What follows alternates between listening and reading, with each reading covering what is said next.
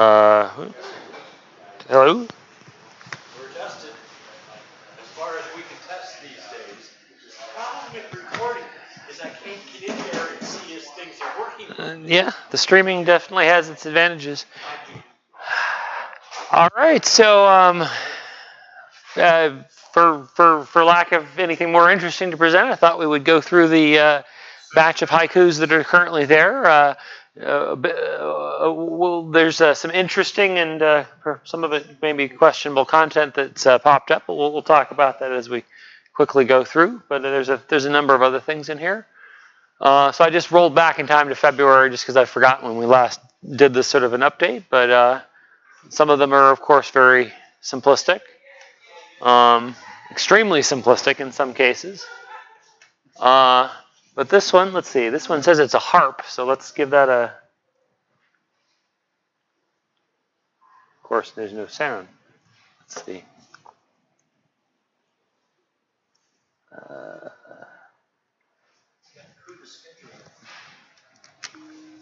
That's odd. So it doesn't. I wonder if I can get in. Oh, let's see. Oh, I know. Is it? No, that's weird. Why? All right. Well, it'll be soft. You're all very quiet.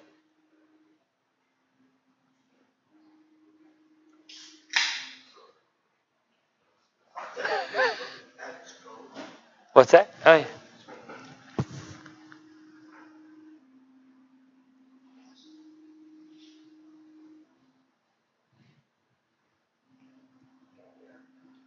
It's extremely quiet. Yeah, unfortunately. Actually, let me try. Let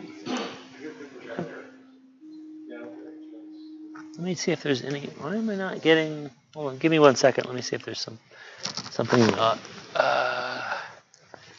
Why does that? We've had the audio working. Do you have speakers in your laptop? Yeah, I do. Unfortunately, it's very soft even on the laptop. I wonder if it's getting. Can you hear it? Well, if I unplug, I can. If you unplug it, can you hear it? Yes. All right. Let's see if it's got a switch from back here. Ah.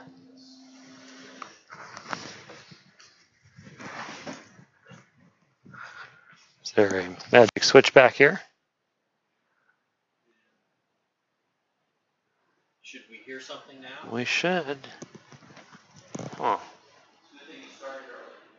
Yeah. Oh, wait, no. Oh, hold on. Oh, no. That's not doing what I thought it would. Video. Now, there are instructions here Uh-oh.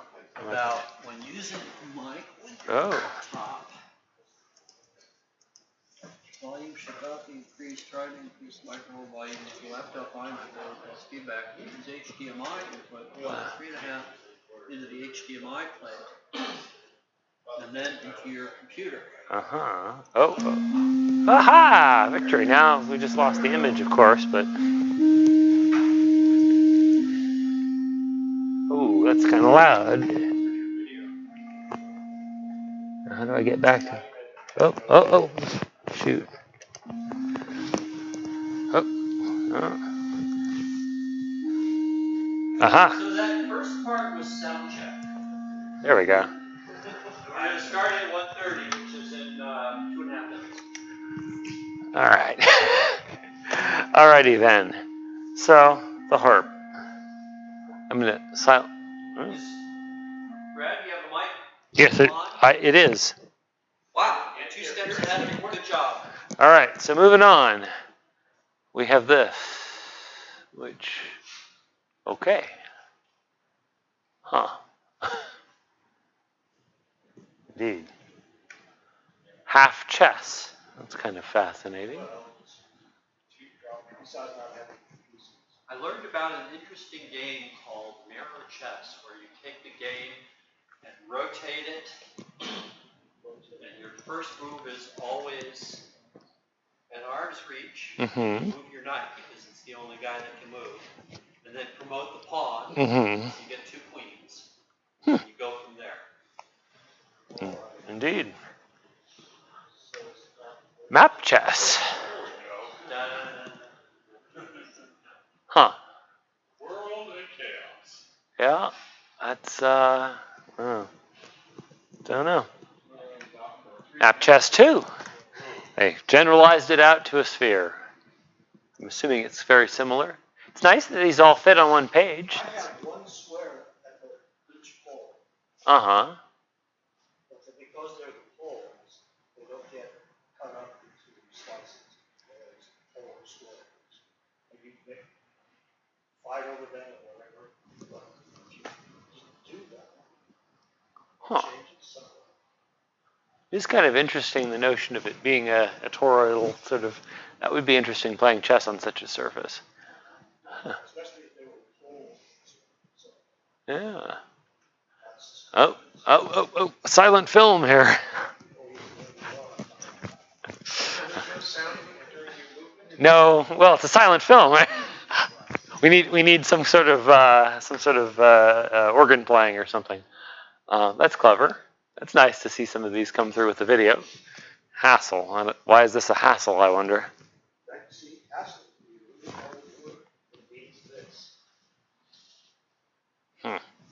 Okay. Well, reggae. Oh, okay. Yeah. Oh, that's complicated too. Surprisingly so.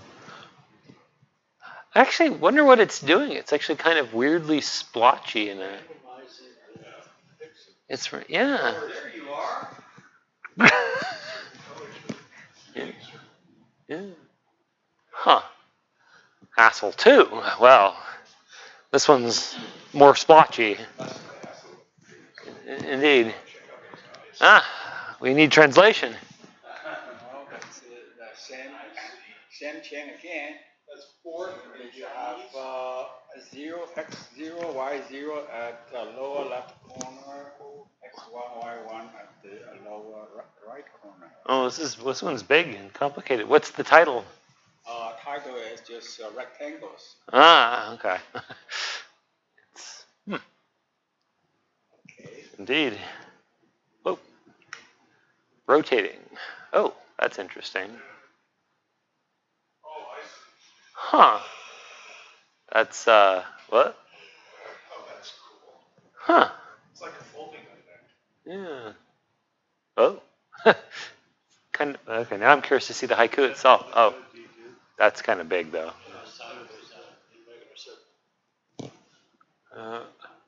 Wonder if it makes sound.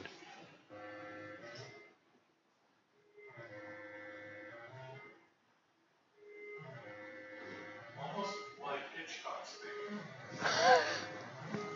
thing. Yeah. Okay. So, somebody saw my attempts at dithering. This looks like an ordered dither, so that's sort of, huh.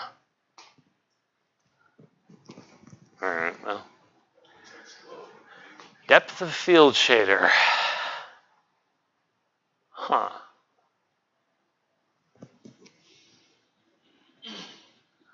Indeed. Not a somewhat unconventional use of the fourth word, depth.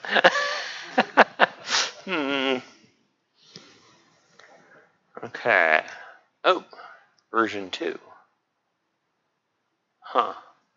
Oh, I see. So notice how it's, as it gets the focus, depth of field is this notion that you're focused on a particular plane, so things only come into focus at a certain depth.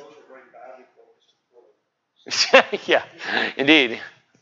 It probably would help tremendously if it was something crisp. It looks pretty blurry. Yeah, I agree with that, but it's slightly less blurry as it gets further away at a certain point. But although I'm not sure. Infinitely far away, it goes to points. I don't know. You can't see the field. Well, it's Wonder what he was going for here. Oh wow. Oh. Okay. That seems even less like something pertaining to actual depth of field, but okay. Alrighty then. Spray. Huh. It's sort of a spray of dots, I guess. Huh. Not too bad. Indeed. Ah, try. Just a circle. Circles. Huh. Indeed. But, you know, oh, okay. I really have to say I'm impressed. I never would have anticipated, you know, getting sort of. He's able to get in Chinese into It says did my Unicode handling correctly, it seems. No, it seems to be okay. Something. Let's see. Okay, lightning. Is there sound? Oh. Let's see.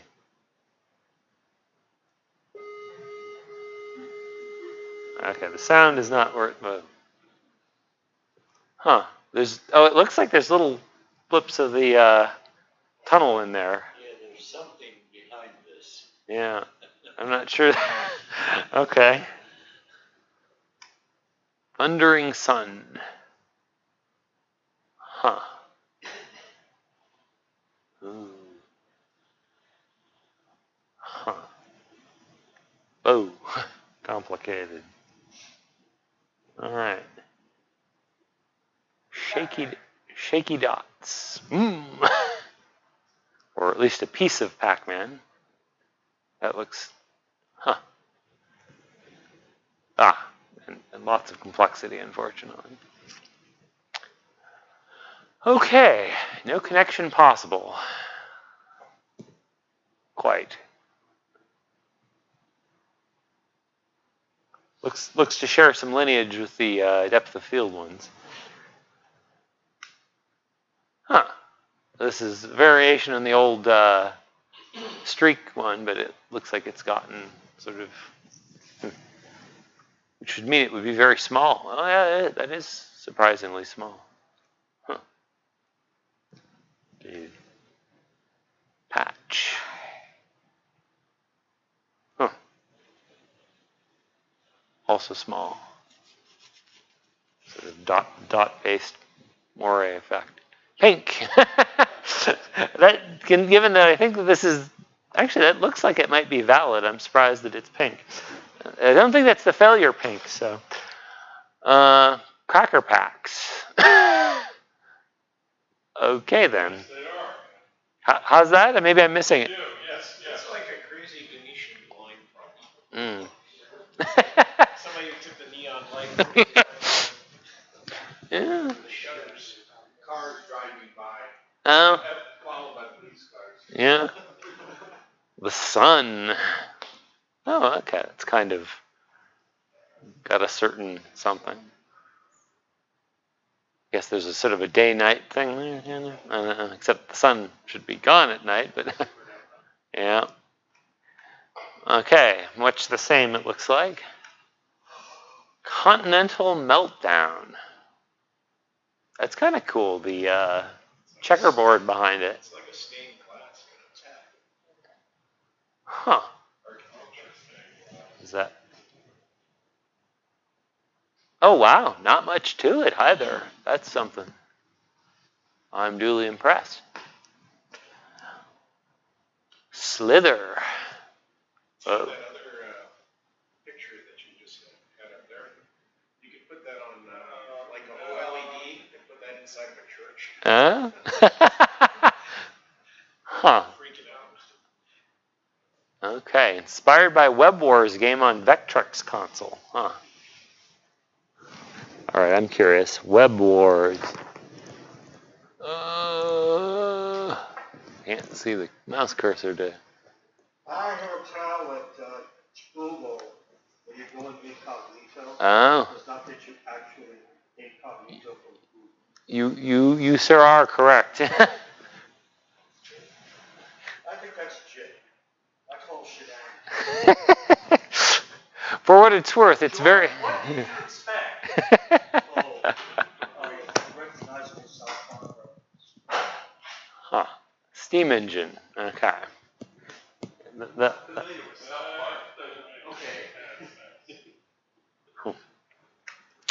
Stream. Ah, the road has become a stream. So what we're seeing is actually the haiku at the end of the tunnel. Indeed.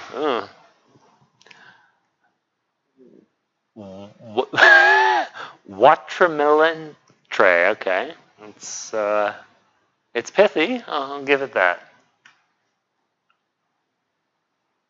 I'm not sure which European language this is.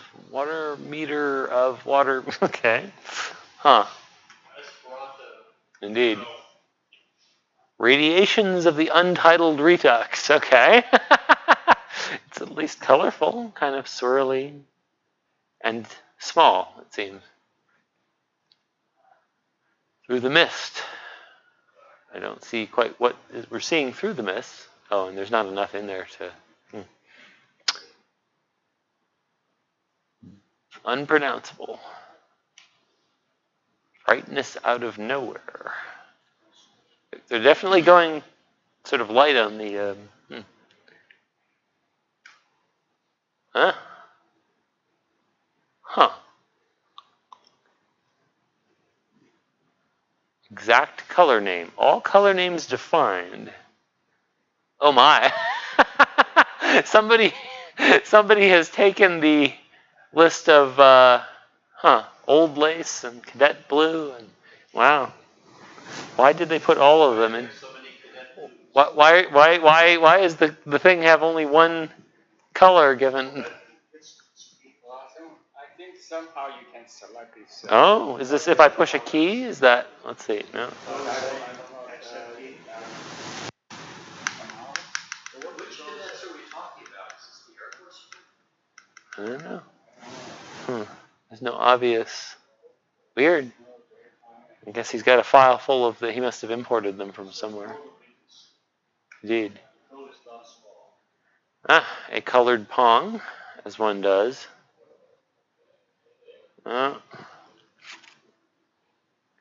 Liquid tunnel. Oh, that's a crystal. Color scheme. Quick Basic and MSX2 memories. Oh, and small. Quite. Failure. Sector. Also pithy. Huh. I do not know what Adronic is, but I wonder if Google does. What is Adronic? City of Dronic. Ruined city of Dronic. Catacombs, something or other. Okay. No idea. Oh my. At least it's backwards. Dronic is from EverQuest. Oh. Swastika, not circle. Oh boy. They're claiming it's not a swastika, but, well, it's strangely colored in a way that's, Yeah. When I first saw these pop up, I debated what to do, and I decided the answer to bad haikus was maybe more haikus, but I don't know. Yeah, but you do know that that's actually a Chinese symbol. Yes. Yes, there's that. So. It's like 5, 6, 7,000 years. There's that, but the part where it's surrounded by red and white in that particular pattern is what leads me to wonder if perhaps their motives are not pure. And to challenge him is probably worse. Indeed. Assuming it's a hit. Indeed. So I'm curious your feedback, though, on that one. That was a sort of like, what should I do with this? Is it bad to use the term tar baby anymore? In certain respects, yes. People will find offense. Kind of ironic in a way. Thrub Redux. Recursive. So we have the Thrub Redux. I don't know what this is. It's very vectory, though. Huh.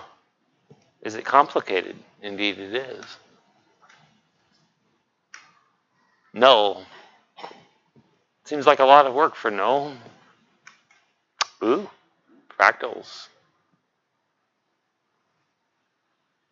That's kind of... Wow. Huh. How much code is that one? Let's see. Not too bad. Is that all there is? How do you tell where it is? If you can see the tag that says 16 or whatever, then it will... Yeah. It is. That's not bad. Cramming all that into the... In fairness, I bet they're using the Z. Yeah, so I added these Z star hops way back in the day for complex. So you at least get with Mandelbrot. It helps to have complex multiply. So that and add. So that saves them quite a few words they would otherwise have to. Reminds me of my youth with my boss. We were driving down Page Mill Road, and he said, "Okay, this road coming up, El Camino Real. You can think of this road we're on as El Camino Imaginary." Solar bloom. Indeed, it blooms and is small. Lava lamps.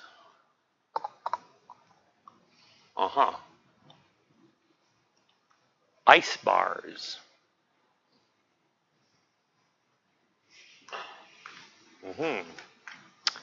Colored bandage.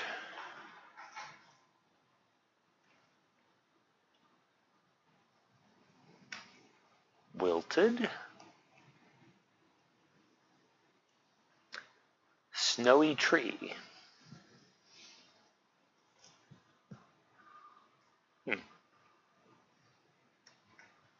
Rise. Bulbphorus. Also very pithy. Wilted redux. Nice and small. This is Sam, I assume? Ah.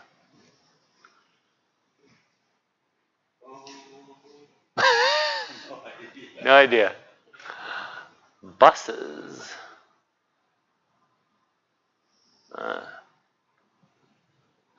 Oh, actually, this was, yeah, weird.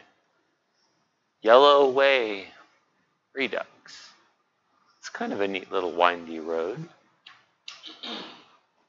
The little red patches kind of. That's when you're flying in a wormhole. Hopefully you'll end up on the other side. That's quite pithy. And all those dots are your body parts.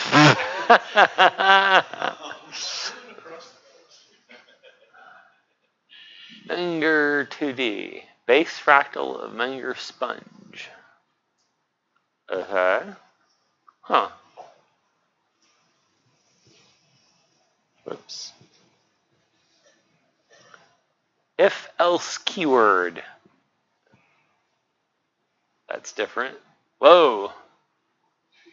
That seems a lot of effort for what it does, but I wonder if it makes sound. Let's try that.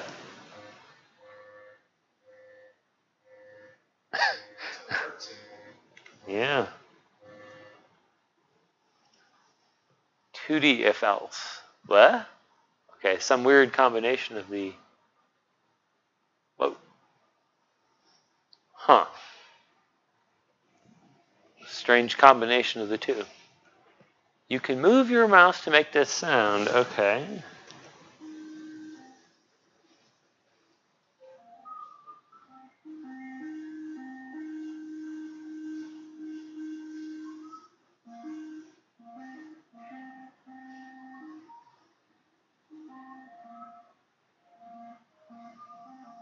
Is it taking a picture with the camera? Which. Or is that is the noise pattern that's up there static, or is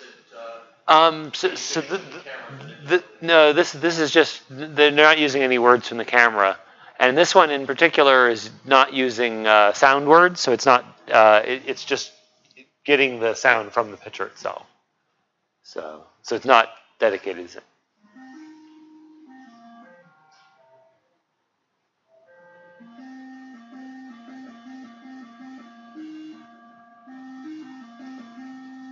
Huh. Oop, and. Oop.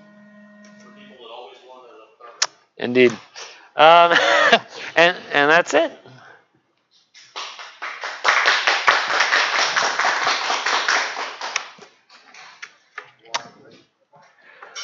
All right. Gossip, announcements, slander, libel.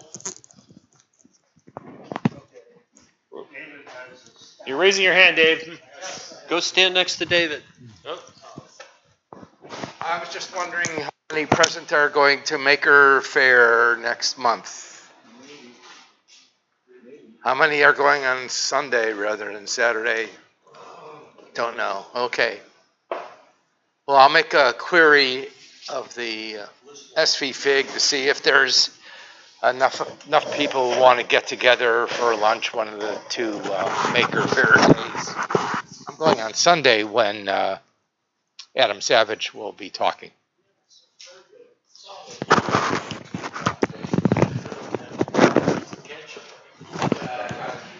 A schedule? You want a schedule? I can tell you from personal experience that that's easier said than done. Yes.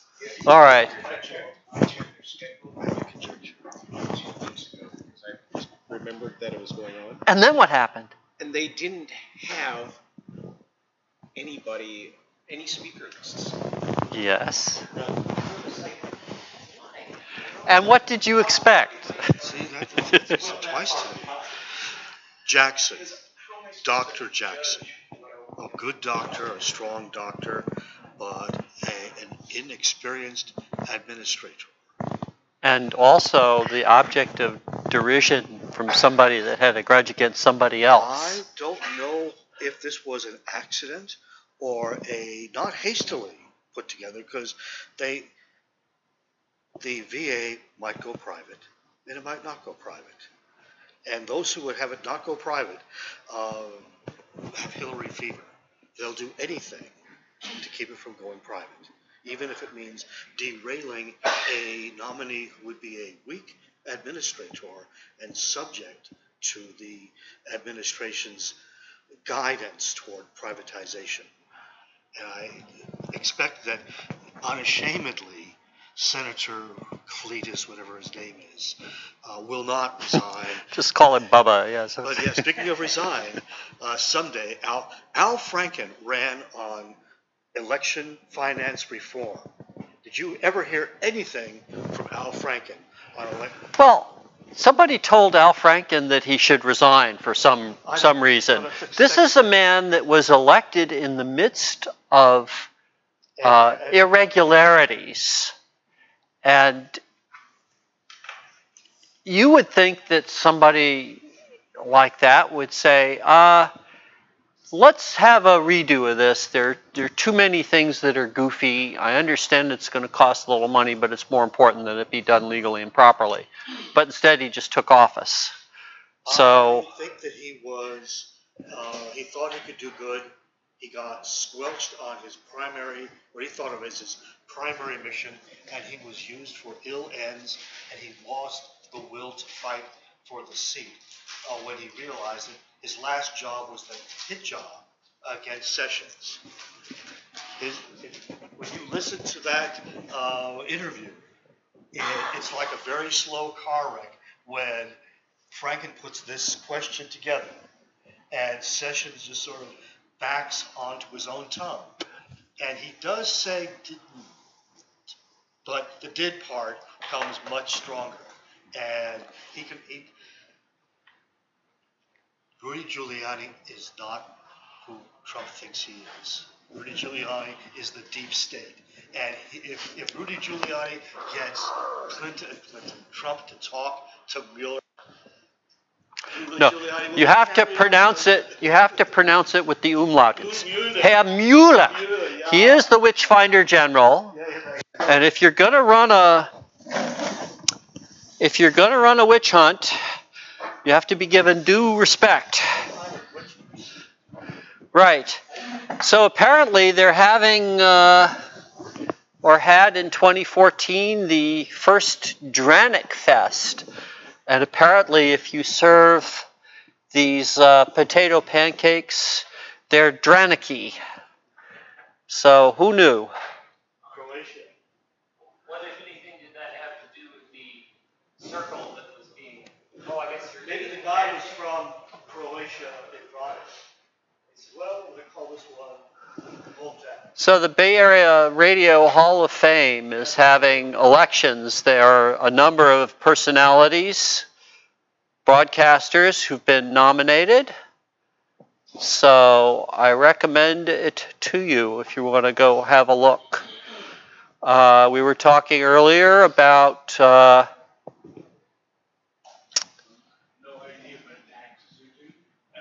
well, yeah.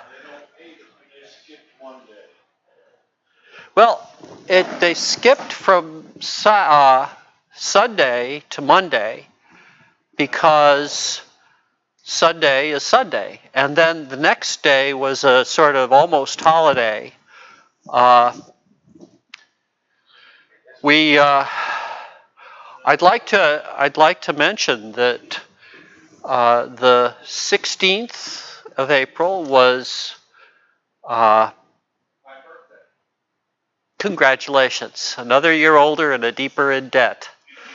Tote that barge and lift that dewar, get a little drunk, and I don't know, the liquid nitrogen spills all over the place. Anyway, Emancipation Day. There was this Lincoln proclaimed that the slave states were all going to have all their slaves freed. The non-slave states, the non-confederacy, didn't have to worry about this. They got a pass, at least for a little while, until this actual law got passed and the Lincoln signature on the real law that really freed real slaves, In the states that the whole country, well, yeah, for real, not just executive fiat. You know, they were saying back then, you know, Lincoln, you can't just sign some proclamation and make things happen. That's not allowed. Well, that was the war, man. Well, You really had to do it. so much for executive fiat. So in later years, I guess there was an executive Volvo, and then they had to drive American cars or something. I'm not sure what the heck that was. All right.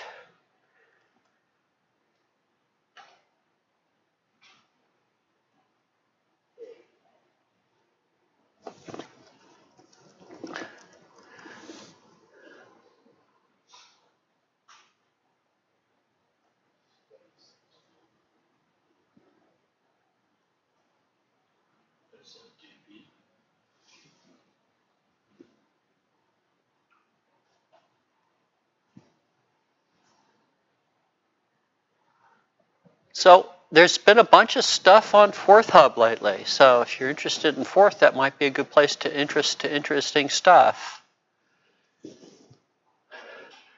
So there we were on eBay.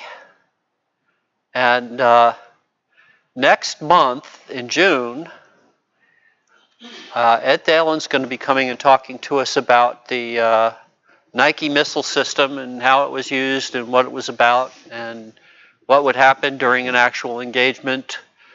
The thing that I sent back to Ed in the middle of this conversation I was having with him was this eBay ad for a Nike Hercules adapter. So Ed was sending email to his buddies asking, well, what the hell is this thing and what is it used for? So let's see here. So if you happen to have a Nike Hercules missile, you use that adapter. I believe those are two missiles. Okay. Nike Hercules and Nike Ajax were the two kinds of Nike missiles that there were.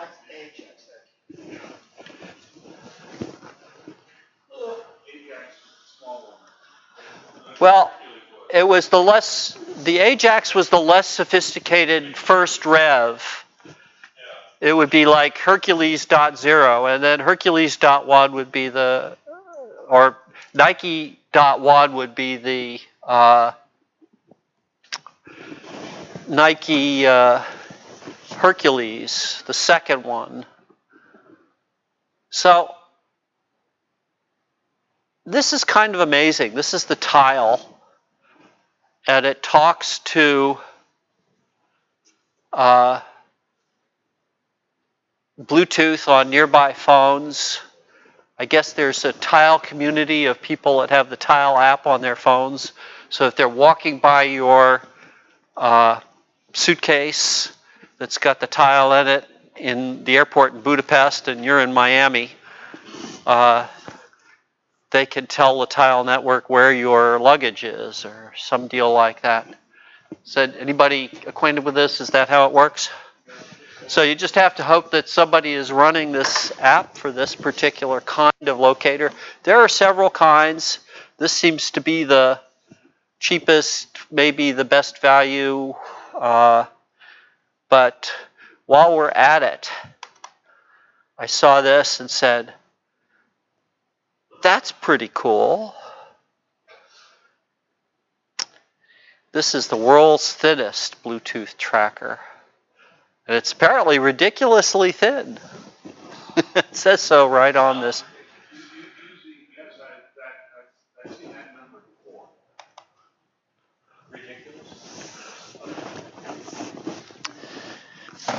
So for those of you who have too much time on your hands, there are various classes of YouTube videos that will just basically suck all the time off your clock and all the brains out of your ears, and it's just great. This is an example of this guy. There are lots of Antikythera videos on YouTube. This particular guy is talking about the various parts and how you would hand broach gears without a machine to do it for you, and various bits and pieces, and how you could do this with the technology at hand in ancient Greece. And he's got the existence proof. I mean, they built one of these things. You can point at it and say, see, there it is. It's not as if it just, ancient astronauts or something came by and handed it to him. So, time sync. Yeah. And this is Fran. She's got a bunch of engineering videos and stuff. Some of what she talks about is NASA Apollo program stuff because it's one of her interests. But Fran Blanche is an interesting person, a lot of interesting videos. Some of them have to do with NASA and Apollo.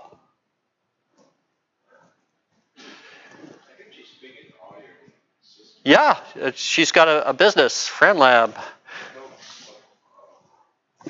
All sorts of interesting stuff. So like I said, she's got a broad range of like electronics, home shop, wood shop, all sorts of interesting stuff on her videos. But the thing I was pointing to and grunting was Apollo.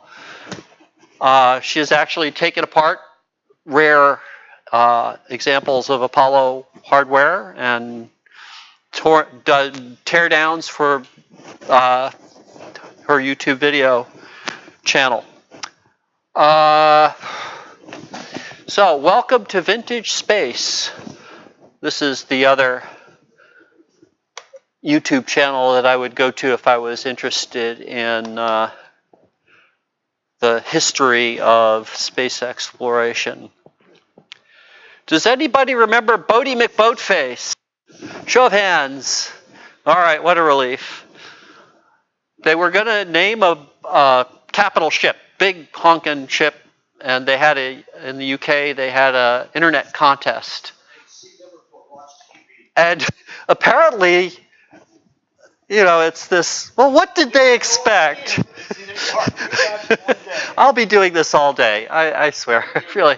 All right, so what did they think was going to happen? So the winner was Bodie McBoatface. So they named the actual ship after some other guy, but they named these autonomous submarines after Bodie McBoatface as a consolation prize. And there's this little autonomous robot named Bodie McBoatface. So I'm a fan, and this is a recent story from April 11th of this year, and I think anybody that writes children's stories should go out and write children's stories about Bodie McBoatface and his adventures. All right. This is Tool Guy. Reviews, mostly woodworking tools and construction stuff, power tools. Everyday carry scissors. I mean, how can you get through life without a good pair of scissors? I carry two sizes. They're too big and too small for most jobs. But we digress. But if you've got stuff that you can't cut with your everyday carry scissors. Oh, first the commercial for Wallbot. Wallbot is a scanner that you hook onto your phone. You stick it on your phone and you can see rats and plumbing and all sorts of stuff in behind your wallboard. What technology is stud finder? It's like a super duper video high res stud finder, exactly. Magic. I don't know. You're going to have to research that yourself. It gets a kind of low res image, but you can actually see like lumps moving around, and those are rats. Yeah, okay. So this is a 40-watt Chinese laser cutter. And I expect you can probably also use it for laser engraving, but I don't know, you'd have to find a way to get the safety interlocks defeated in order to clip your toenails with it. Yeah. Oh, sure. Yeah, trust me, you can get rid of moles if you want. Oh, yes. So we were talking about this before lunch, and I just figured I'd get it on the record. At Cal in Berkeley, they're having 6 llamas or yamas, depending on where you're from and how you pronunciate it. Well,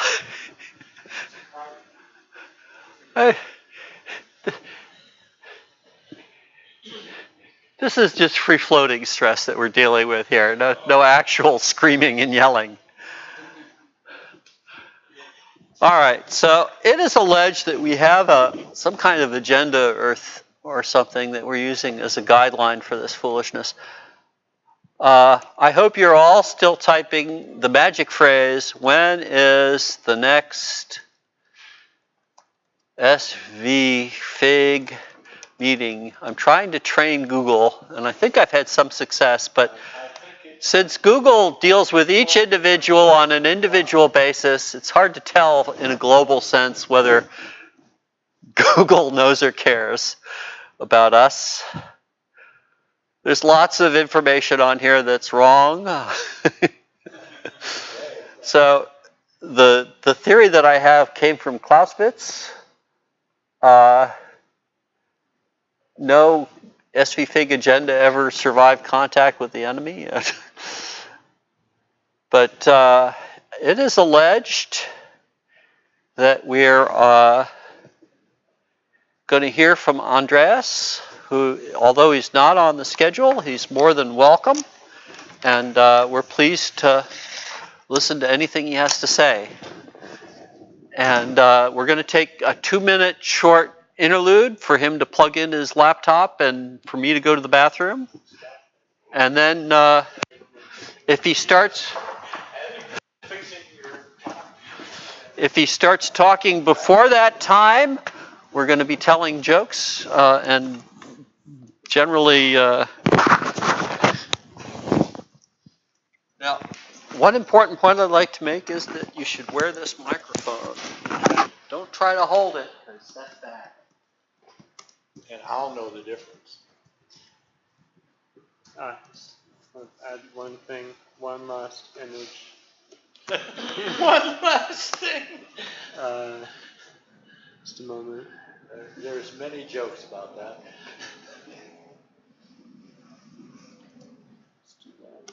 Sorry.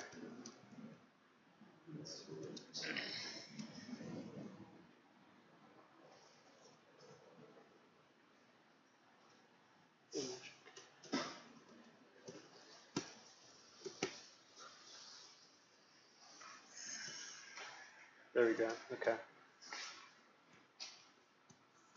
So plug in it there.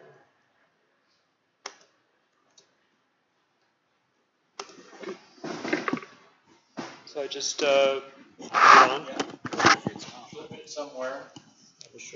Put that in the pocket. Put that somewhere. Here. Okay. Good. Good.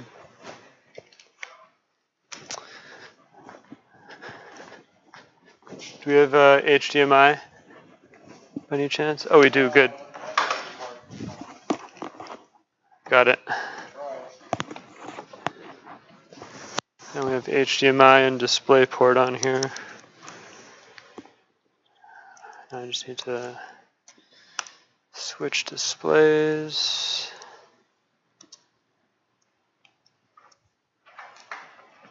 Okay.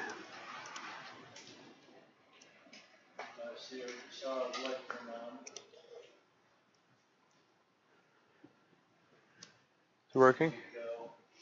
Cool. And that's first slide.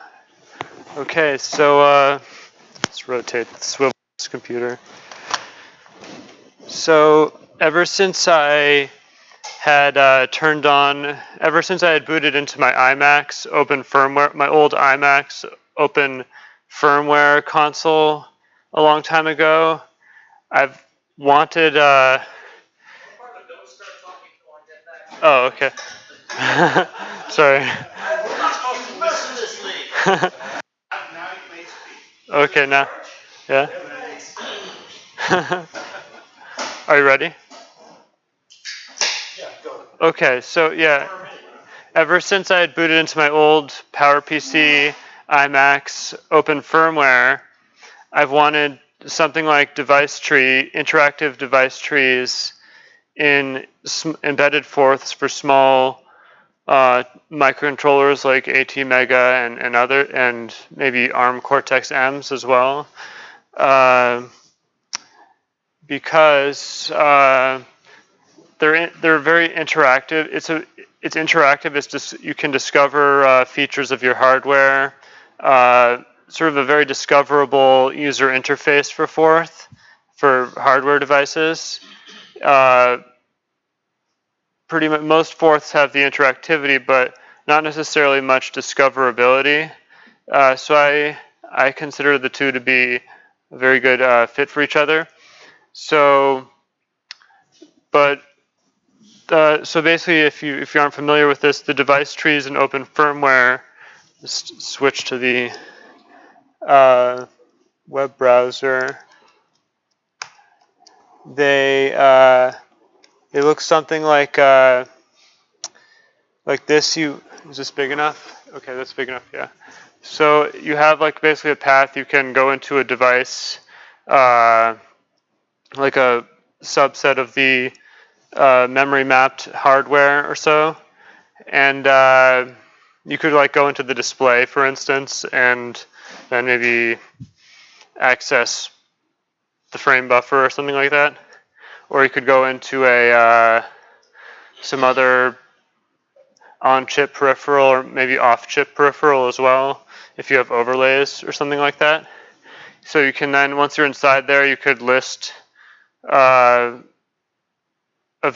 functionality within that on-chip peripheral or so. So that makes this whole poking around hardware with Forth much more discoverable and interactive, I guess. So the problem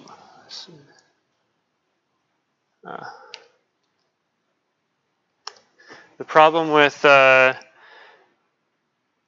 device trees on smaller devices such as ATmega and Cortex-M is that they take too much space.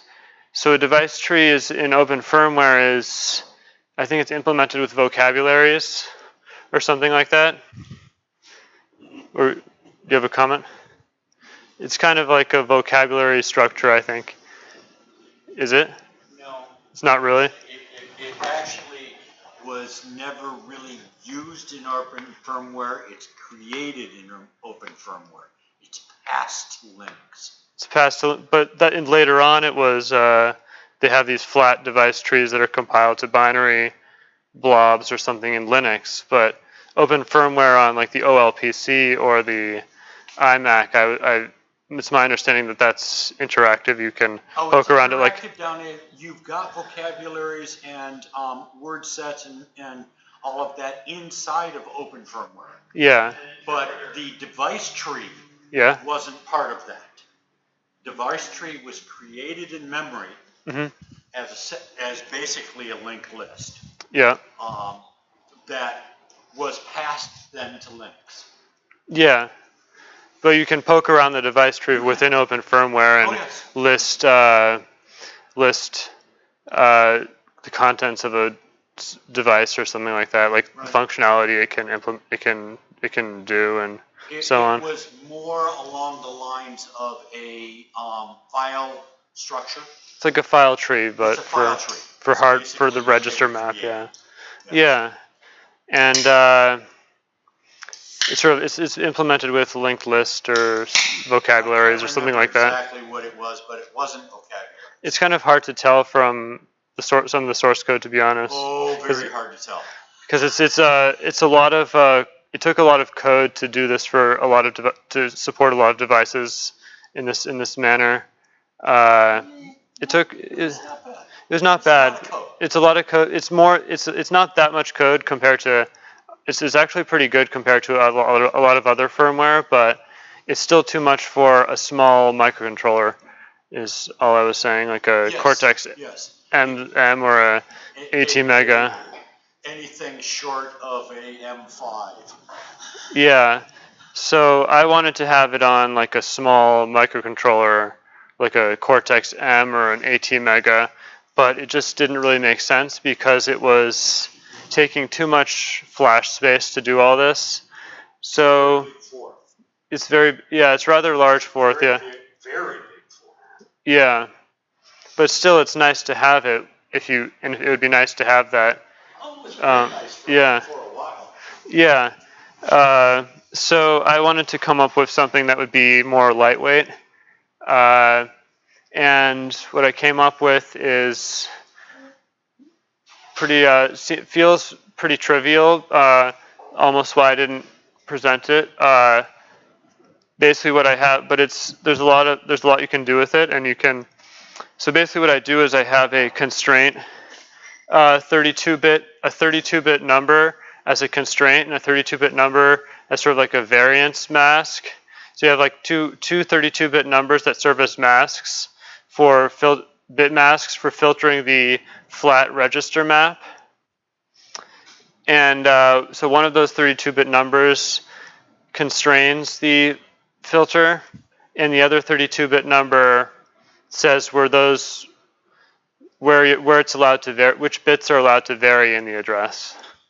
So that's all it is really. So let's try it. So I'm getting used to doing fourth and FIFO-style rather than stack. So I have this wrapper right here, which just wraps the words in to make them to make it work as a FIFO, to make the stack work like a FIFO instead of as a stack. So so that's what I do there, but that's not really the scope of this talk. So to compile a constraint mask, I just and all the registers in the subset I want to include in that arbitrary subset of the register map, the full register map. And to get the variance mask, I just OR together all the registers that are I OR together the same subset. It can be an arbitrary subset. It doesn't need to be contiguous at all.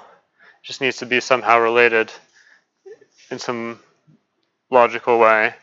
So, and then inside, to check whether it's inside that arbitrary, optionally non-contiguous subset of the register map, which represents some feature of the hardware, like USB endpoint, whatever, or this PLD in the PSOC 5LP logic fabric or whatever. So then I take the constraint invariance. I OR together the specimen and the register in question from the flat register map with the constraint mask, and then I take let's get the infix as well. Just so this is how it would look in infix. So I just can OR the specimen and the constraint.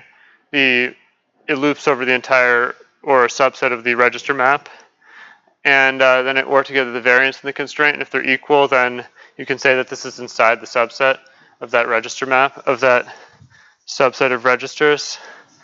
And then I can compose these filters together. I can get the output of some, so I can filter the entire register map as it goes, comes in through the UART, because it's going to come in through the UART regardless if I have a flat register map. And then I get a subset of the register map, an arbitrary subset that I choose, compile to two 32-bit numbers. Usually I only need two 32-bit numbers, but if two parts are not related in any way, then I might need two pairs of numbers. But usually I just need two 32-bit numbers to represent a feature of the hardware. If the register map is designed in a way that's sane, I guess. Not all register maps are, but usually the hardware is designed in a way that's easy to implement, I guess, as hardware as well. I don't really know myself, but I think it seems to be. So I compile two 32-bit numbers, and then I can use those to filter the register map and create a new subset of registers, which I can filter with another pair, which I can compile to yet another pair of constraint variance masks, and then I can maybe conflate those pairs into one pair or so. So here's a few examples that I just did on the PSOC 5LP Cypress PSOC 5LP chip. Here I have there's this vertical segmentation. It's just a routing switch, and they're routing channels. So here I just pick all the vertical segments, number 7, spread out through the logic fabric. Anything that's vertical, these are not in the same location. They're in different locations throughout with a lot of space in between or so. Here I might want to list all OR terms of PLD0 of UDB, universal digital block 0, of universal digital block pair 0, of bank 0. And this is how I get all those OR terms from that particular PLD. And then, so the first mask here is the constraint. So these bits, is constrained to those bits. And then the second one is where it can vary, where it's allowed to vary in the output set of registers. And yeah, so some questions I had, some thoughts I had when I was doing this was, what if we just made non-contiguous, the assumption that we can have non-contiguous data, reference non-contiguous areas of memory, the default, and had the here, for example, the here word, for example, would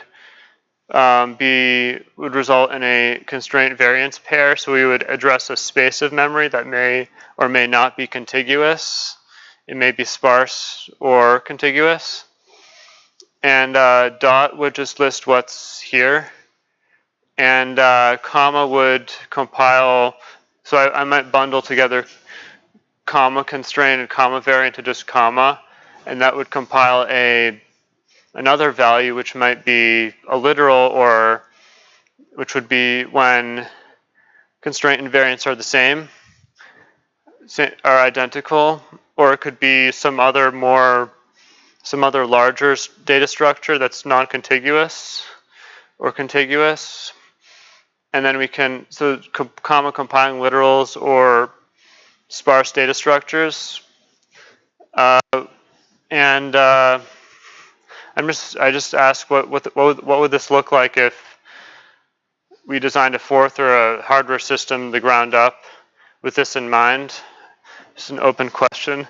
And then so some applications of this I just wrote down at the last minute. What motivated this in part was I wanted to use the literals, the Boolean literals of the PLDs. I think I mentioned this in a previous talk, that I use the Boolean literals of the PLDs as the root of the data structure rather than the GPIOs as the root of the data structure, because there's many different GPIOs, but there's only one Boolean literal, or Boolean value, I should say. 0, true and false, truth and complement. Conceptually, there's only one of those, but there's many different ways you can combine those, and that should be the GPIOs and be represented as the leaves. I'd rather have the GPIOs as the leaves than the Boolean literals as the root, but in the PSOC 5LP logic fabric, the Boolean literals are distributed throughout the entire fabric, separated by routing fabric. They're islands. The PLDs are islands, separate, surrounded by routing fabric, and it's non-contiguous. So if I just use this, I can flip the tree upside down if I want. And I also thought, well, I could have like a gray code, a digital to analog or analog to digital converter that deals in gray code numbers format, not binary numbers. So then I can just filter by like I don't know, amplitude or frequency or so, just by selecting by constraining or varying bits in the gray code representation of the analog value.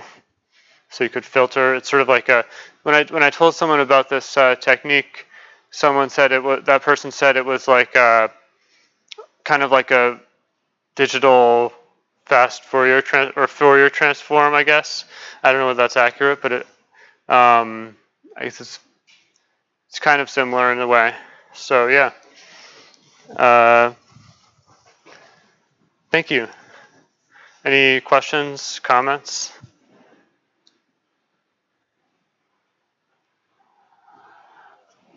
Virginia? This is for looking for the hardware representation in the processor. It's for like listing contents of like a peripheral, on-chip peripherals or so, without storing the large linked lists or so of large linked data structures or so, and just it's more concise. Yeah, so I just store 2 bitmasks instead of linked lists of constants or so, or register addresses. It's just more concise. Yeah. How would this be? You know what NUMA is? NUMA? Non-uniform memory access. The IBM PC. Mm-hmm. Where you have memory, and then you got this hole where the video memory is, and you got the peripherals. Yeah. You're talking being able to tell you where all the different hardware is. Yeah. Where the various all the registers. What you're talking about. Yeah, the registers. So I have like this I have this complete register map of the PSOC 5LP, and I just filter that, and then I get a subset of those which have holes in between, but that subset has something related. Okay. The members of that subset have something in common.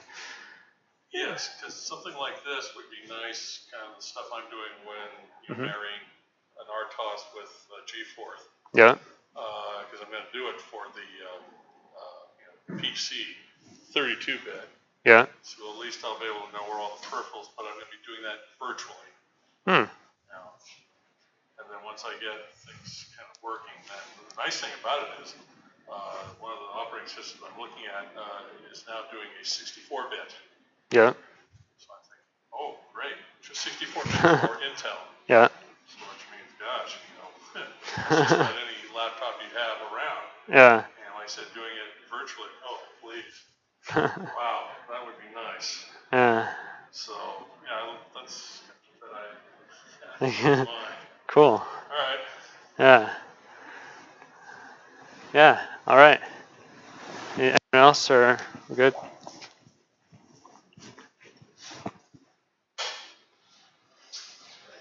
All right. Thank you. A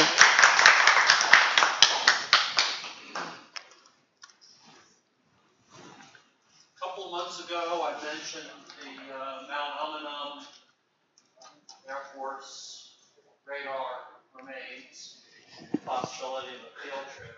I'd like to get, you've had a chance to think about it, those of you that were there at the time.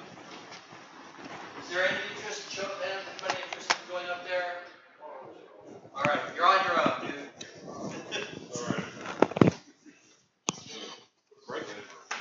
Yeah, let's come back about 15 minutes.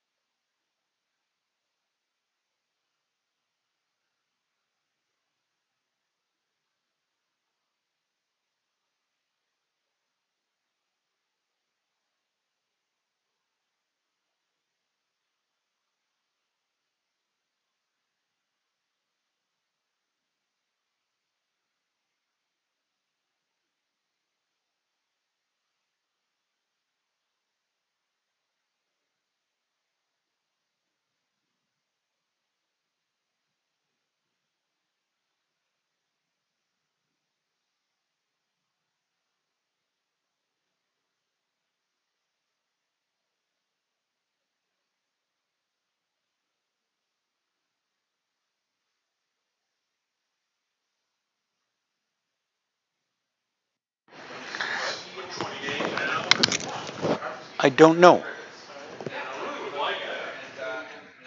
And we are still recording. Okay. 120 processors. Now you're starting to get into 64-bit. So I'm going, that's getting to be nice. I can do really computationally intensive stuff with it. Stellar models, things like that. Clusters, Well, see, I'm into portability.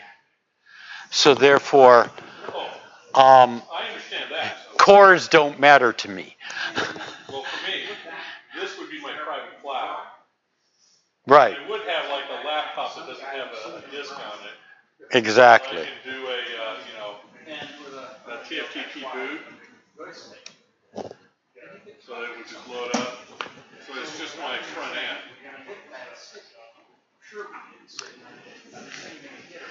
And now I've got to also go over and do the same thing here. Settings. Devices. So, who's in charge? I'm starting. Okay, so you got the batting order. I am not in charge. John H doesn't have anything written down. Okay. Who's got the microphone? I have the microphone on at the moment. So far, so good.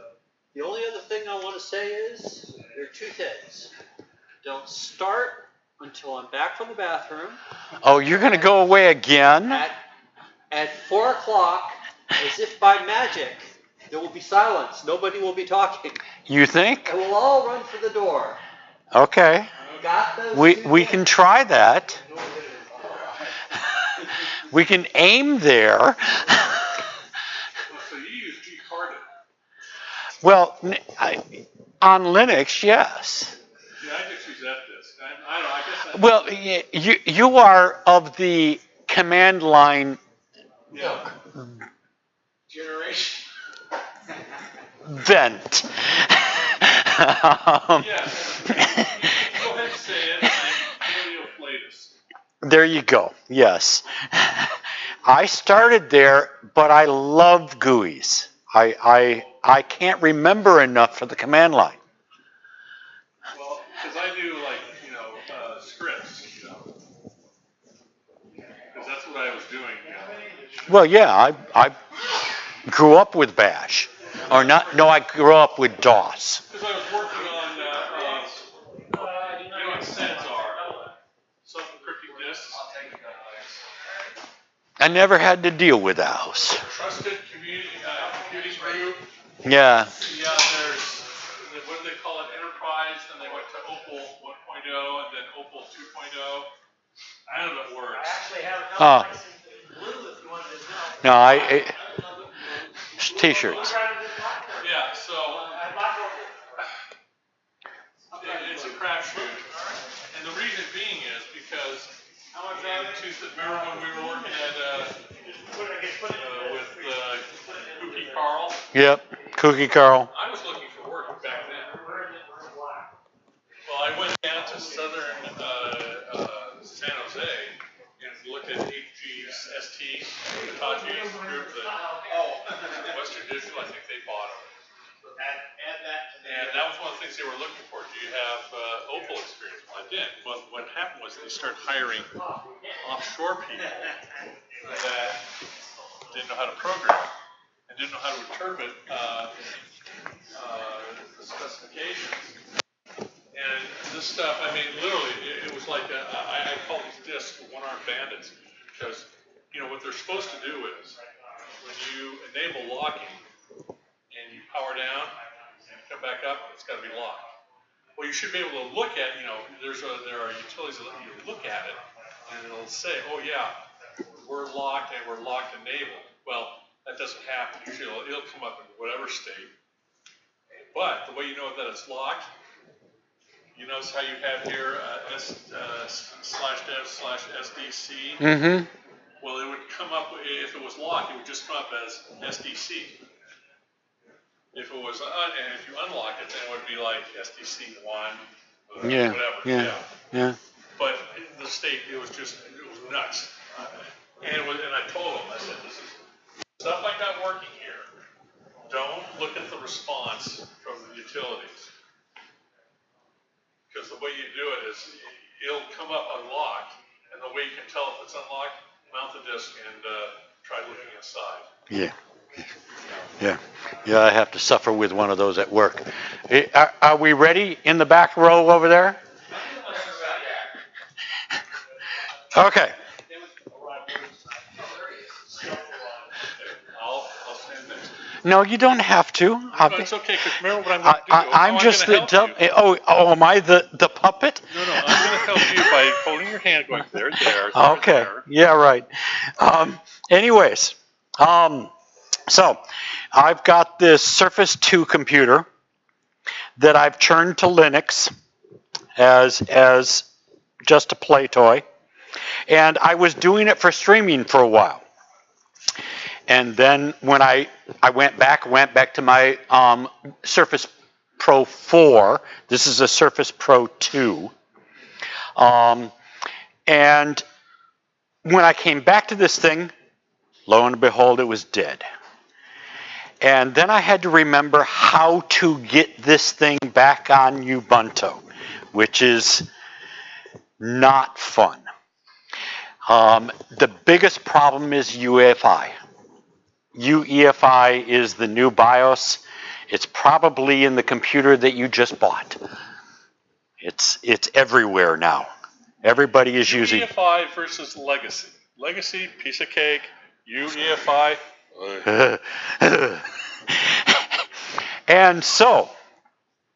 And I also got, my wife found for $5 a 256 gigabyte USB drive. USB 2.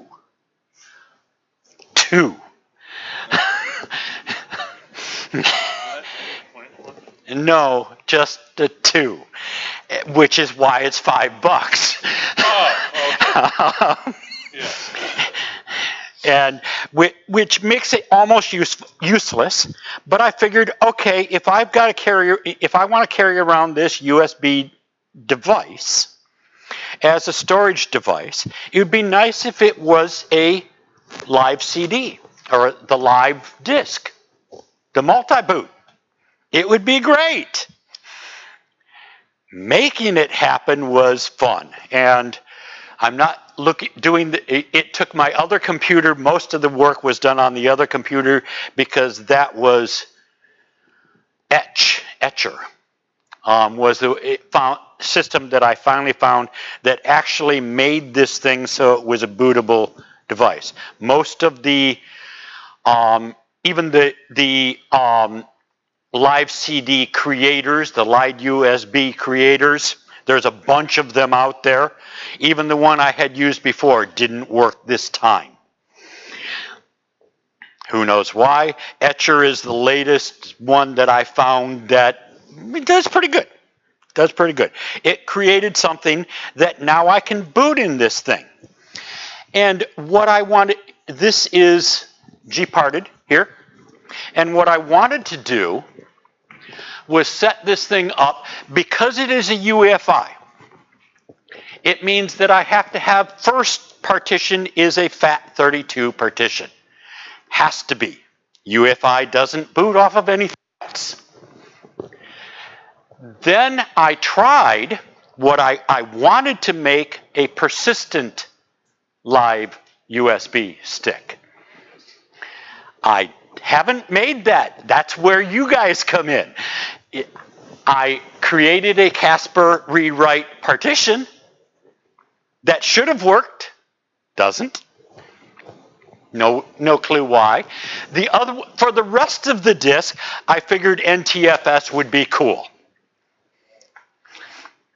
Making NTFS even work, for one, that is latest Windows 10 Creators Edition, which is the last one that was just released. There's a new one coming out Monday. But the latest Windows 10, they finally made it so that you could have multiple partitions on a USB stick. Until that, you couldn't. But as you see from this exclamation mark, it's still not working. That NTFS partition is not mounted anywhere here. I haven't gotten that working either.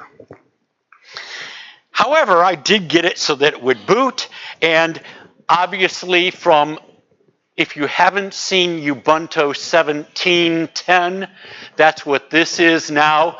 Notice that the close is on the right-hand side now. I look it up. Does Google not work for you?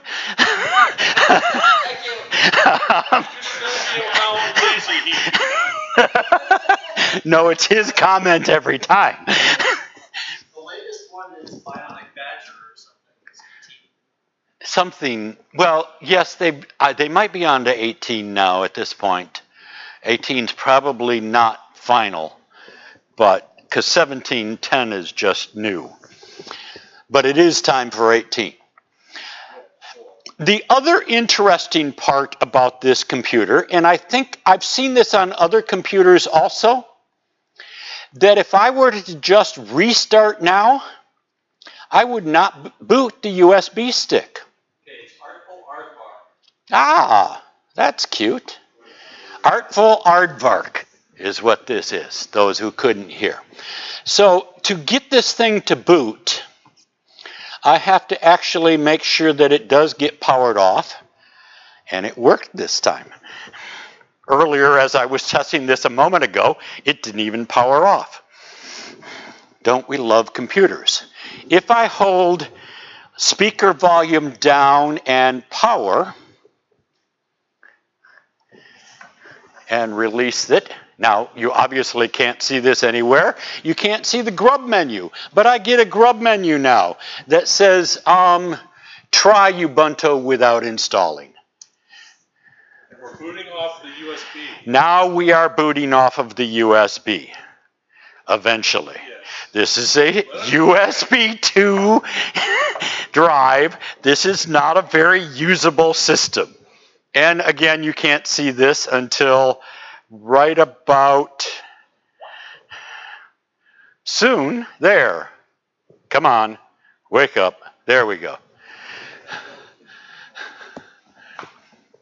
And now it is a very slow boot off of a USB 2 drive. No, that's because that's 480 megahertz.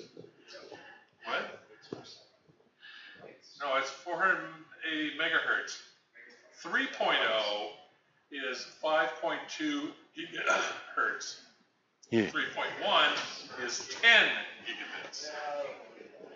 Oh, you can. And I have to once again. It's well, the reason that I wanted to make this persistent is just this, that it doesn't remember anything from your last session. Where is settings? Come on, give me settings. There it is. And now I have to switch the display back, and the control panel is all different. Everything's different. You get to learn Ubuntu all over again. Aren't we lucky? And we'll keep that. And there is Ubuntu Live CD. The biggest, easiest way to tell is that this little icon up here at the top is install, which isn't on the other side. Otherwise, they look very similar. And now I can hand this off to either one of the Johns. We had a mix-up in names in Johns. It was just me. Kevin admits that it was his problem. Did you have this as multi-boot USB on your USB? Yes or no? What do you mean? Well, I mean, there's a, if you look at the schedule on the. It talks about multi-boot. I have in all of the work that I was doing to make this happen, I never heard that term. Oh, really? Well, sorry about that. Because that's what I used, and the nice thing about it is it'll detect, USB devices. You can browse to look for whatever ISO image.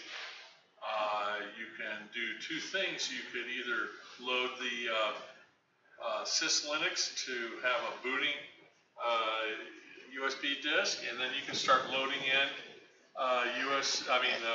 Linux ISO images. Is this a grub replacement? No. In combination. It boots before grub. Yes, yeah, because you have grub on your hard disk, your local thing here. I have grub in both. Okay, well, yeah, this does the same thing. Yeah, I just pulled the image directly from Ubuntu. Now, here's the thing. You can take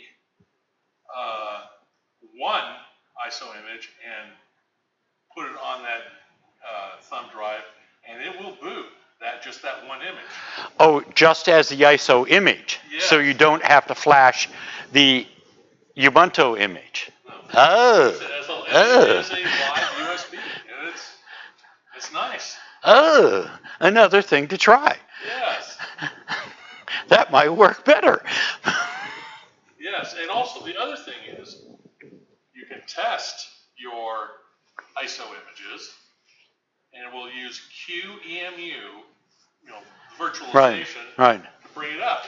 And if it comes up, you go, oh, at least you can test your ISO. Then once you put it on your USB thumb drive, you can boot that thing virtually to see if it works. Oh. And this is multi-boot USB. Now, do you have a web browser? Not without actually setting it up, because remember, this is the live CD. Right. So we have nothing. Oh, you don't have any interface. So those are things that have to be installed?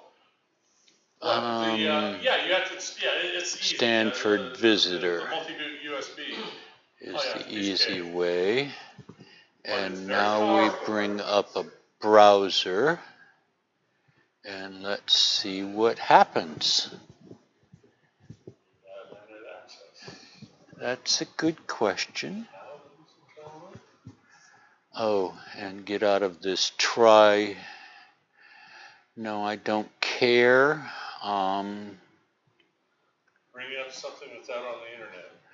Yeah, and that's the fun part. What do I have to go find? Oh, bring up. Oh, come on. That's what I was. Google. Okay, search for multi-boot USB.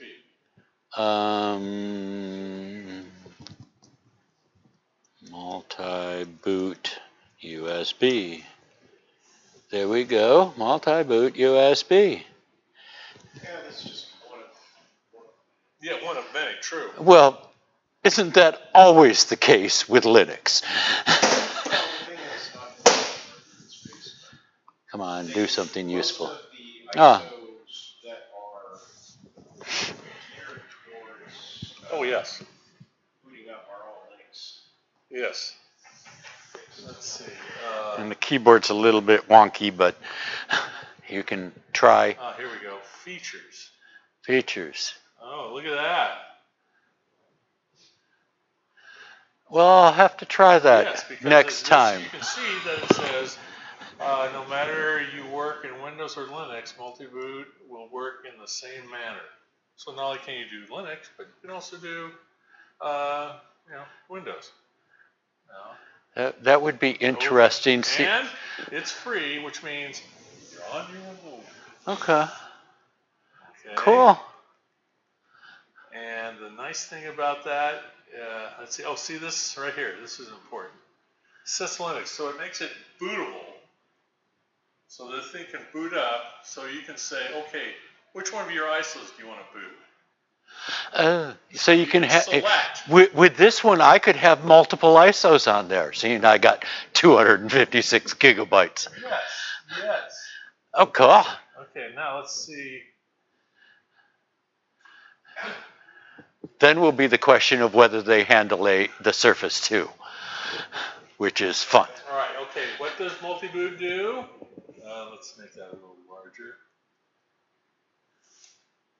Okay, it says install multiple live Linux distros. Number 5 is what you're really interested in. Right there, boot Yes. USB on UEFI Yes. through Grub 2. Limited support. Limited support. Oh, I love that. Yeah. Okay, a formatted USB, which means just leave it like it is. It's either going to be one of the FAT guys or NTFS. Okay. Okay, so You can use this on Windows or Linux, preferably Linux. It's because Linux is a man's operating system. I don't want you guys using Windows because that's what sissies do. Yes, thank you very much. I use Windows all the time. Well, that's because, you know. Yes, we understand. Okay. Okay, now, see, you have to have Python 3, PYQT5, the WML module, PY Window 32, whatever. Yeah. You've just installed Windows with all of that stuff. Yeah. Here's another thing. See, this is what it's going to come up as. If you see here, when you start up multi-boot USB, it'll say select USB drive. Now, if you haven't stuck your thumb drive in, notice that it has something that says detect drives. Right. And make sure you do not click all drives, because you do not want to install on your local drive. That would be most disadvantageous. In this case, that's where I was going. That was the only reason I was in this crap. Yeah. Okay. Once started. Here we go. Choose your ISO, guys. You can browse. So if you've downloaded a ton of ISO images, you can go through and select what you want. I could put those ISO images on this drive and just have whichever one I wanted. This is the case where you're going to use the whole disk for your ISO image. That's what this guy right here is showing. Well, as it turns out, I've got to do the same thing over again on this computer because I still have the recovery partition. Oh, look. This is a good one. Add persistent file. Hey. See? Which means you now. Now we'll see if it works. Yeah, so you can then say, okay, let's see if we can make that persistent. Okay. Yeah. You can also uninstall. That's even cooler. Oh, I'm sorry. What I was talking about before. No, this part right here, writing ISO directly. That means you can put one ISO on there. What was being used here before? Yes, because all we were in at this stage was the multi-boot. Yes, let's get up here. Yeah, and choose your, okay.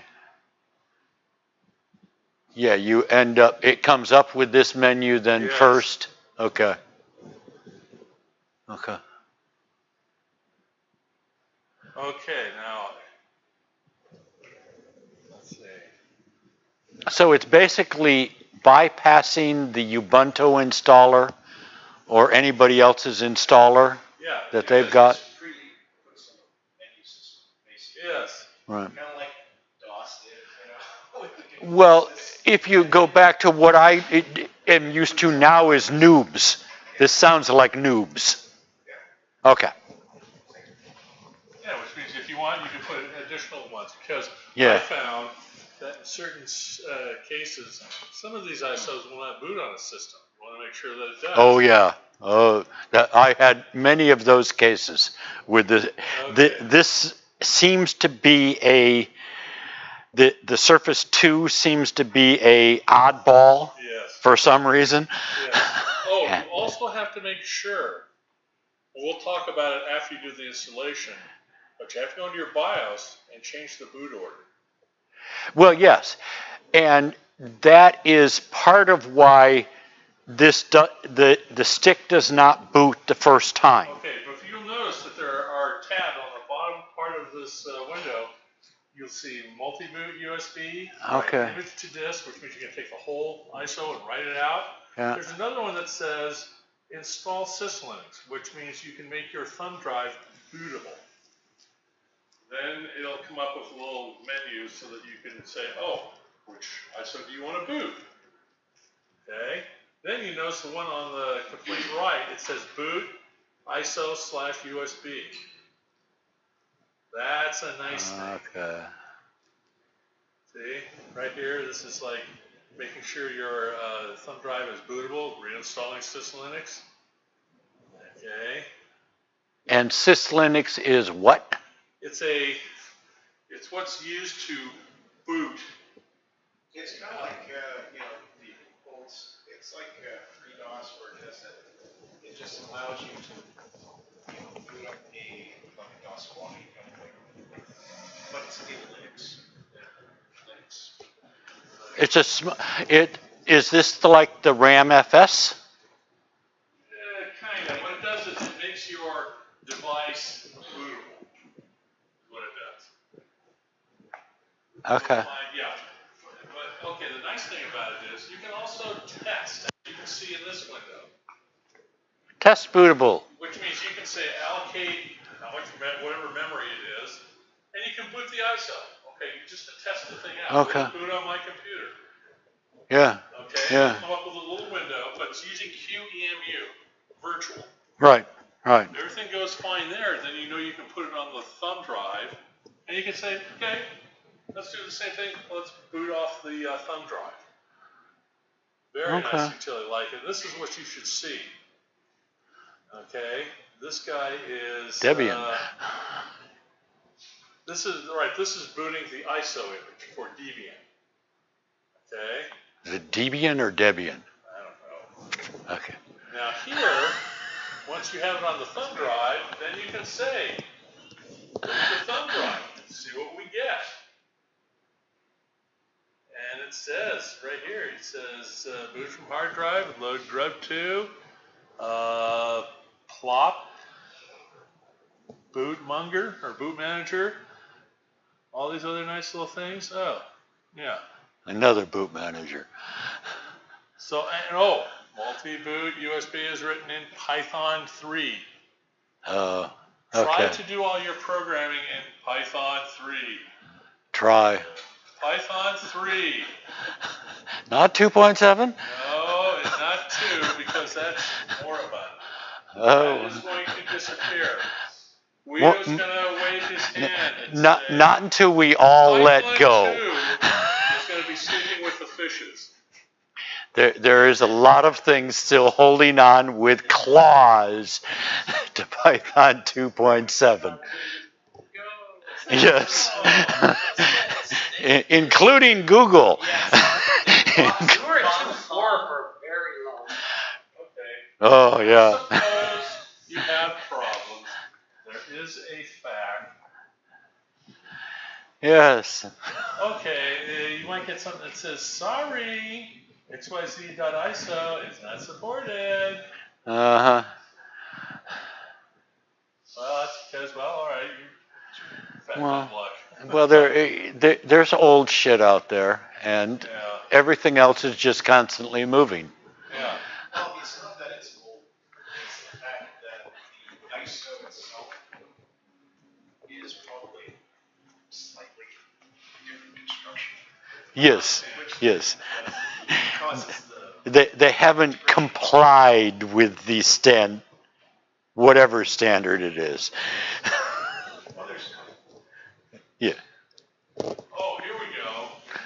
Remember, multi-boot USB is to make a USB thumb drive bootable so you can boot various ISOs.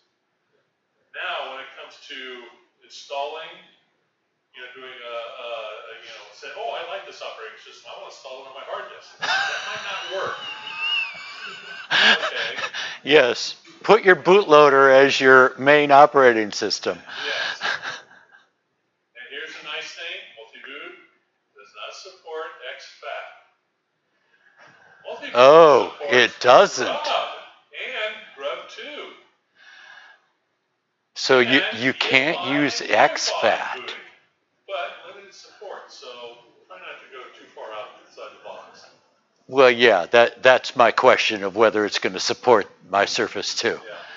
Does multi-boot support persistence? Yes.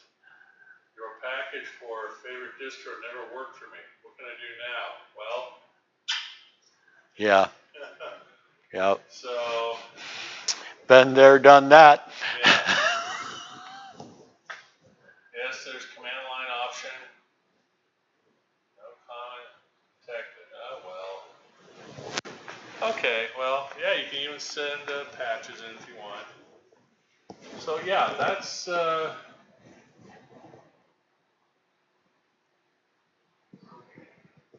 there a fourth OS ISO that I can download? Currently, no. No. Fourth ISO? Oh, okay. When I get G-Force married to an OS, then I will probably be able to create a bootable ISO. So that you just plug it in and go ahead. And in the meantime, you could probably find an open firmware. Oh, yes. Maybe. Maybe. Maybe. I know I have had many ISOs with fourth in them. But if I get this thing, this means you literally could throw this into any x86, 32 or 64 bit, and be able to start up fourth with real-time capability, so that you can go out and play with the hardware, go out and explore your laptop or explore your Surface. Okay. Yes. I may give it a try. These are this is Git for multi-boot USB. So USB stopped booting after some time and cross OS page. Oh, they're on GitHub. Yes. M-Bus B. Drive will not boot. Multi-boot deleted 90 gigabytes of my data. Yes. Yes. The warning here is always back up. You are dealing with something that will destroy your hard drive. Yes.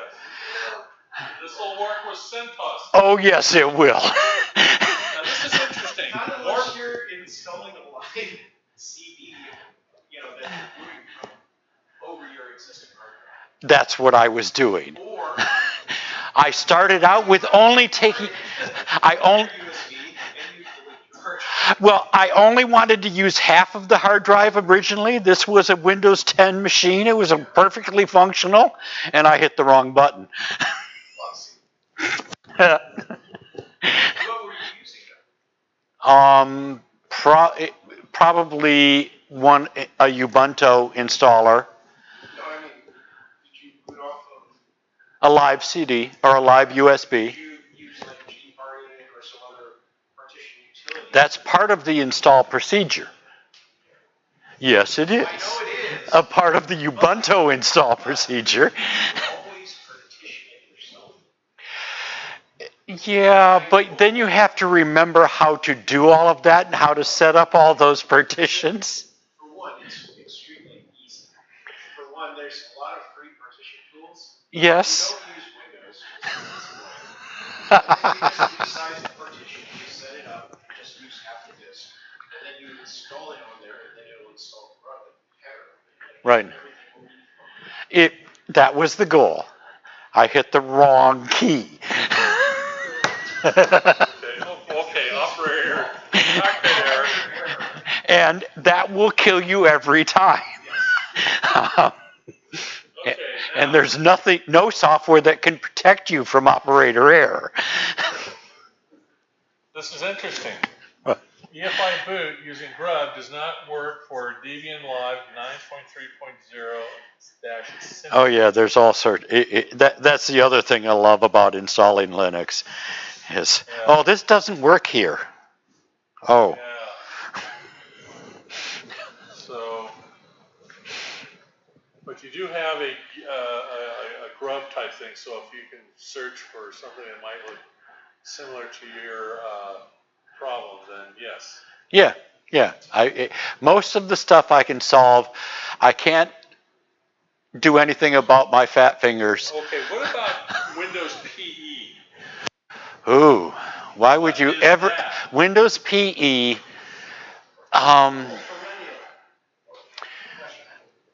No, personal. PE is Windows Personal Edition. It's the new. You also hear. I think that's the same thing as Windows Basic. Windows with nothing. It's what they're giving away effectively for free on many low-cost computers.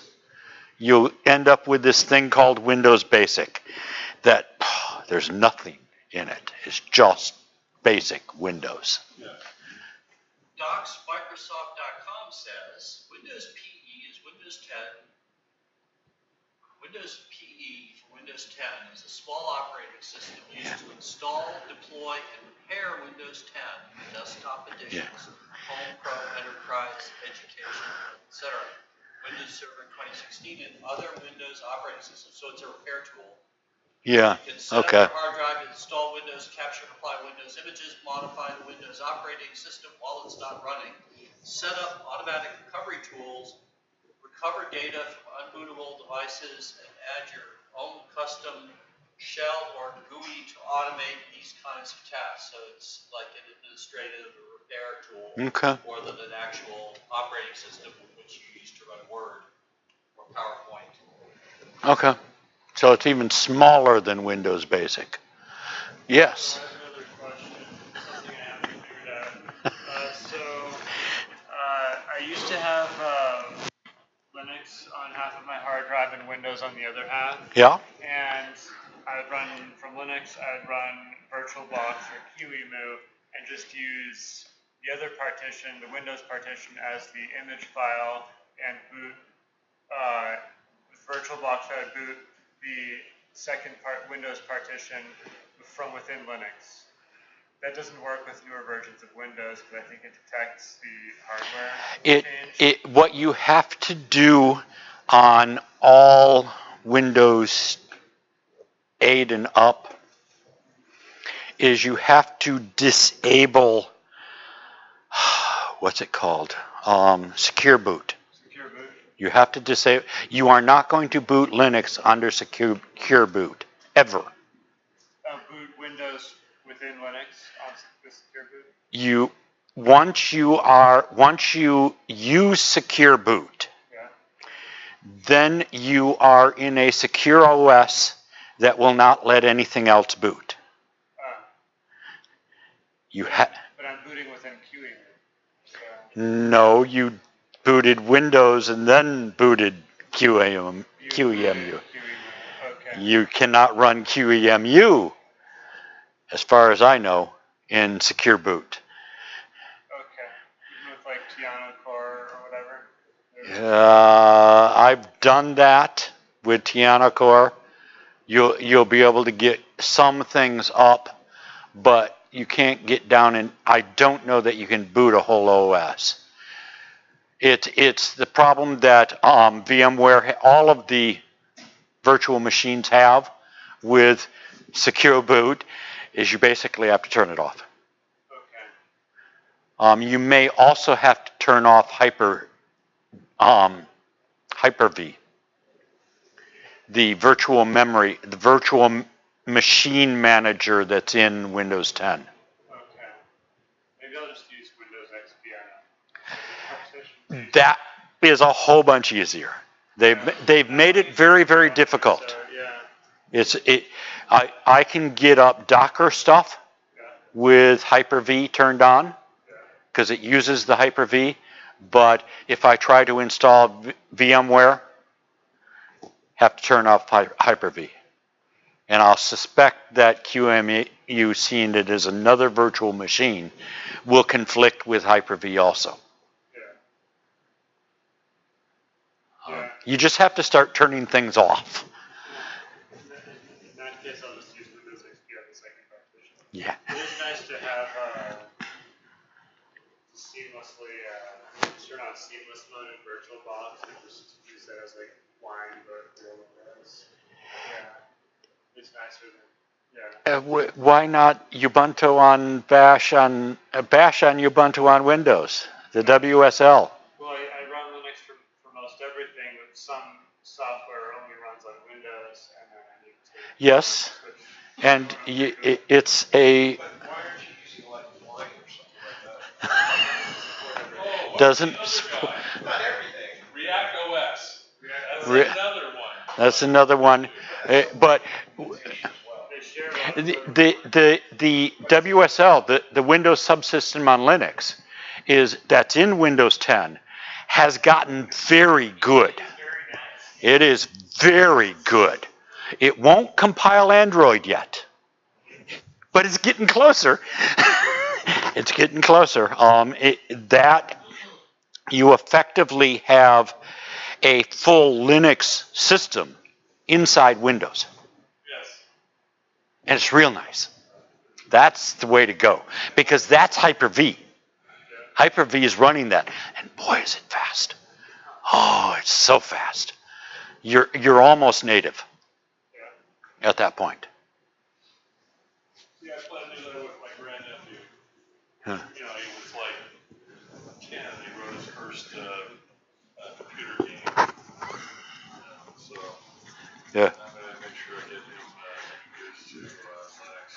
Yeah, it's a good play language. And I call it that. It's a play language. Yeah.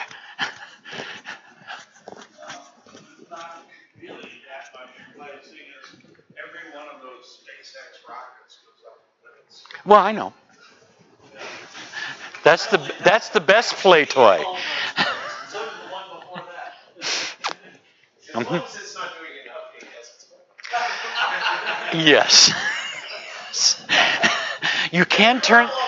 It's getting harder and harder, but you can turn that off.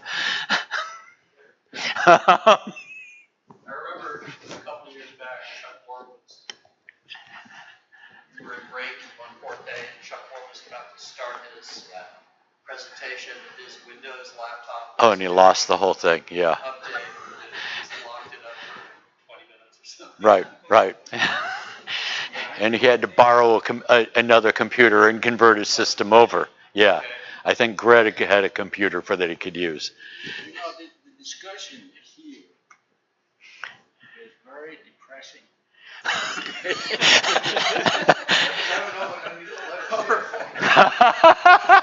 Because we are getting to the beginning of fourth, right here. You know, the reason why Chuck invented fourth is to get away from all these things. Correct. You know, The complexity is getting more and more. Yeah, you know, but you got all this operating system, and the system is getting much worse than what Chuck Moore has to face at his time. Mm-hmm. And see how much trouble you have to boot from thumb drive. Oh yeah. Oh, as I was going through the list of things that you have to install. No. See how Chuck solved the problem. He went exceedingly simple. Yeah, he just went directly into the memory. Correct. And then all the disk drives, all the tape, everything are just blocks. Mm-hmm. Okay. Yep. So here, block 0, that's the console. Okay? Pretty much, yeah. Yeah, You could call it that. Console. Yeah. And then all the devices. Block 0 through 7. but then, you know, everything else, from 1,000, 2,000, 1 million up. The Yeah. tape and Yeah. the disk drive, the memory. I don't think he has a flash memory then, but he would treat everything, put everything in blocks. That's right. That's right. And then He did the same thing on the USB sticks. Yeah, when he went that way. I think he tried to boot, but was he successful? Greg finally got it, so he could boot from USB on any computer now. After the problem. After that 4th day. Let me ask you this. Are we going to swap Johns now and see if we can move to the other John? Do we want to swap? Can I get off the hot seat now? While they're doing that, It's live. I apologize to everyone concerned and thank you all for your patience Just pull it. and inadequacies. It was an honest mistake. I really think that we should find a new program chairman. No. No. Words, okay? Don't get out of the job that easily. If you could, I would have been out of it too.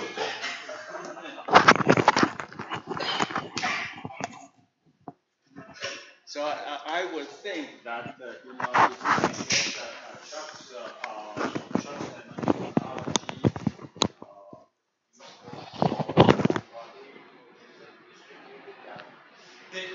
The problem that I see.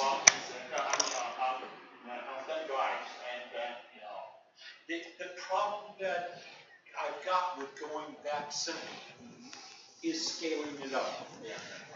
The scaling problem is big. We can't even share libraries yet.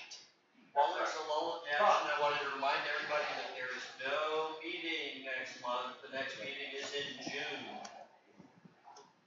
I think we have to look at the computer system we have now and how to deal with it. We have a USB drive and has a bunch of utilities which access most of the peripherals that exist today. We use Wi-Fi and all of these drives. If we could get somebody to do an ISO, that's just for. We can boot on 99% of the computers out there these days. Yes. They're all the same. Which, King, Yes. that's what I plan on doing Okay. with having a real-time operating system on No, there. not. No, I know that, but here's the thing, you can still have, just make it fourth. Well, it's just an extra baggage that you don't need. Well, Fourth is an operating system. It's just a real tiny operating system. Yeah. It's a four. It's a four. It needs everything in blocks. Okay. yeah, well, what this gives you is the ability to have, because remember the last birthday, said he was looking at a thread, and he says, I don't understand why I would need a thread, which is absolutely true, but because threads, you need 2 or more. With 2 or more threads, you can have 2 things going on virtually at the same time. But he has threads. Yeah. He has multitasking. Multitasking system. Preemptive multitasking. The round robin is better. Okay, I think we've got some good ideas here. All right. So, Yes, go. so this is some stuff I just threw together over the last week on some. I will. So this is on actually Wikipedia. They put up all these beautiful tools. Is that coming across okay? Yeah. Oh, excellent. So these are all the categories that they've put together. What's maintained, what isn't. Licensing is always a big problem on most of these distros. But also, the main thing is the target. So when you're looking at the target, they always specify a specific OS or version of the OS that will actually be functional at the end of the day. And I created a updated listing that included a lot of, you can see the limited number of names on the list, and I've added probably several that aren't on their list, and added a couple of extra rows as far as the UFI support, as well as the persistence. Now, you'll look at multi-boot. It's only, in their documentation, they only support persistence on 3 of the Linux distros. So, whereas other ones, they perceive to be more flexible, but their documentation is extremely limited on what persistence actually means.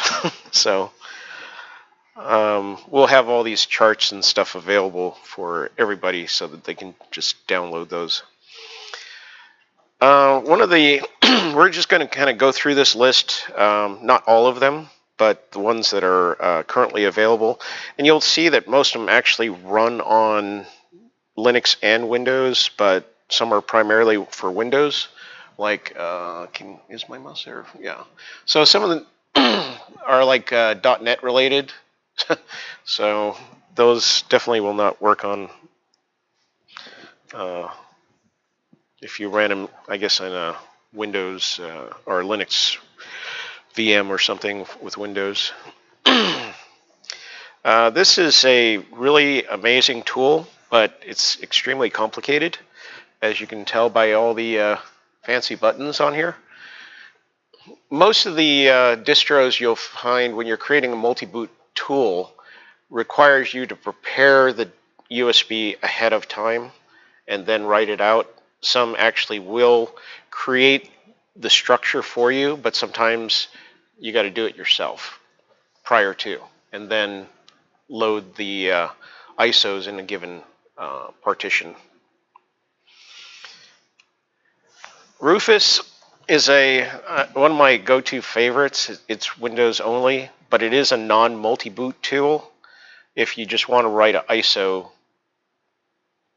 to a USB.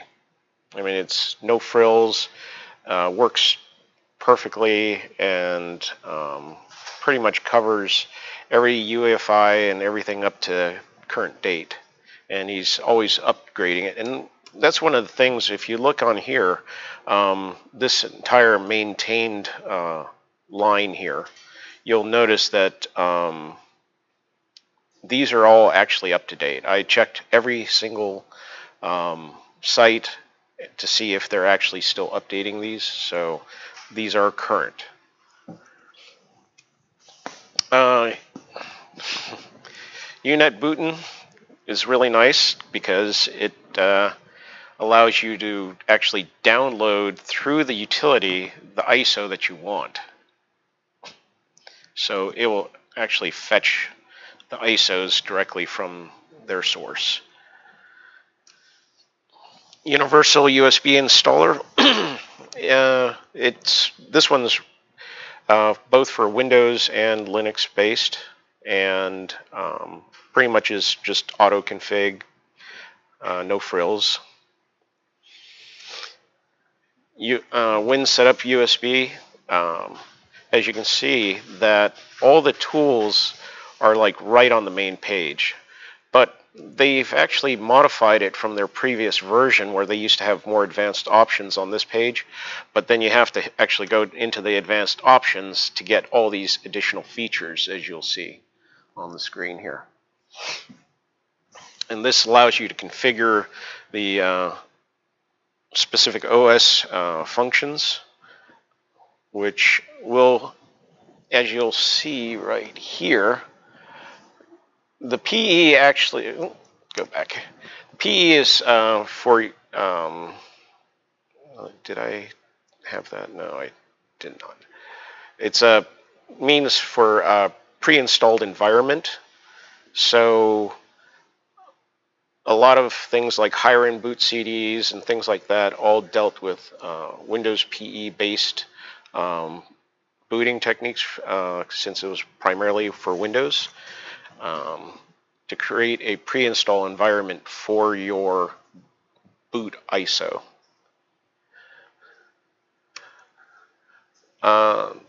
This one actually has not been updated since 2014, but on their website they have said that they've come back after a period of time and they're going to hopefully update this, which is really, if you look at some of the functions that they have on here compared to others at the time of 2014, these are the ISO standards that we were talking about earlier, and also dealing with different operating systems as far as the bootloaders. Some bootloaders are, like Windows 8, are not kind of ISO compliant 100%, but so some people actually built this in to tweak it a little bit. And there's your Joliet, UDF, and also standards that are the standard ISO formats that are Redbook formats that you can find and download from the internet to kind of feel like you need more information on that. Also, what's nice is they tell you exactly what boot environments that are available and the fact that you can create it from a USB or a folder. And this is their little screen. It's very simple. You just select your ISO, select the USB, and make it happen. Xboot is a little bit, it's multi-boot. It's a little bit more difficult to use. It boots multiple environments. It does have some caveats on there for compatibility of images, and it also has the QEM support, and you can edit your multi-boot menu and configuration. And this is kind of what it looks like when it comes up. Yumi has been around for a while. Everybody who's dealt with pen drives or penetration testing or how you put it, just Windows, you can have a lot of Windows-based non-installed software, so it's all self-contained, portable apps as they call them, and you can build it using these types of utilities really easily. And portable apps actually has their own ISO that you can burn to or write to a USB and have all those in a kind of like a FreeDOS or a Windows PE type environment, so they run without having to worry about anything.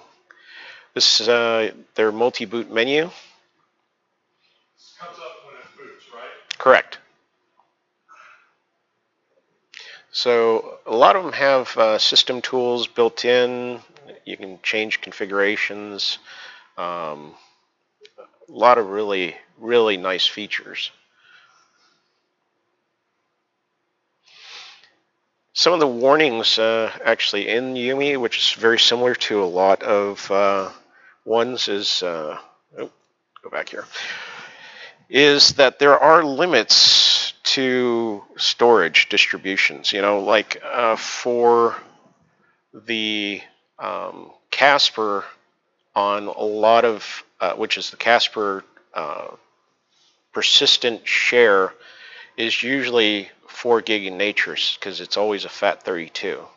So you can't really actually store anymore, and because it's under UEFI, you're kind of trapped in that regard. So that's something that you need to kind of look at, or have a secondary USB stick that your environment can write to and then possibly cache out to that location, which I'm still playing with at this time, so haven't actually got a solution. Anything else, Dennis, on that? I believe Yummy is what I started with when I first made this. Then it didn't work. This last time it didn't work. Don't know why. Well, there are incompatibilities. That's the thing. And the Surface 2, as I said, is right. a bastard. Right. And Yeah. nobody cares much. It's the problem with all of these is they can't support everything. They can't support everything. The syslinux version is different from each different distro, which is not listed, unfortunately, in my chart, and that would take a lot of research. Right. And whether or not they actually have it in their documentation. And one of the things, if you look at this, is, you know, a lot of them are GPL, and some are, you can get source code. A lot of these are proprietary. You can't really get information about that. And even the ones that are open source, like Yumi and stuff like that, it's, you know, getting the innards, and unless you decipher what they built, right? Yeah, unless you can get down there at the boot level. Yeah. And decode what they're actually trying to accomplish. Yes. It's real hard to figure these out. As I said, I noticed that Yummy is now a multi-boot. It is, and they have a UEFI beta, and that's probably what the problem is if you're using the standard Yumi or Yummy or whatever you want to call it version, you're not doing the right thing. Because if yours requires UEFI, you got to use their UEFI beta version. And I think I did. Still didn't work. Hence it's beta. Correct. It's beta, and things are constantly moving here. And yes. I noticed your list doesn't have etcher. No, I didn't have time to look into that one, so.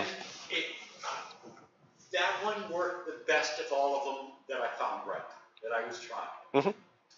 But yeah, this is just a nightmare for the uninitiated.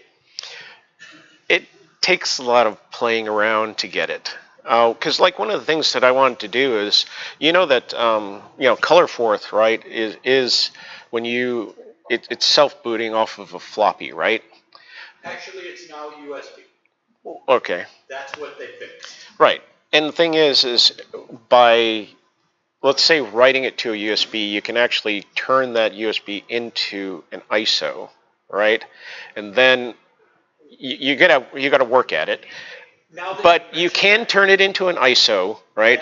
And then put it into like this multi-boot scenario and then boot into it. But if, like Dr. Ting was mentioning, is that if we take that core basic and, you know, bootloader that he's kind of put in there, and then, you know, build a version of Forth on top of that I don't know what version we want to use that's popular, and then have it go from there. The problem is, yes, color Forth will boot on a BIOS machine, not on a UEFI.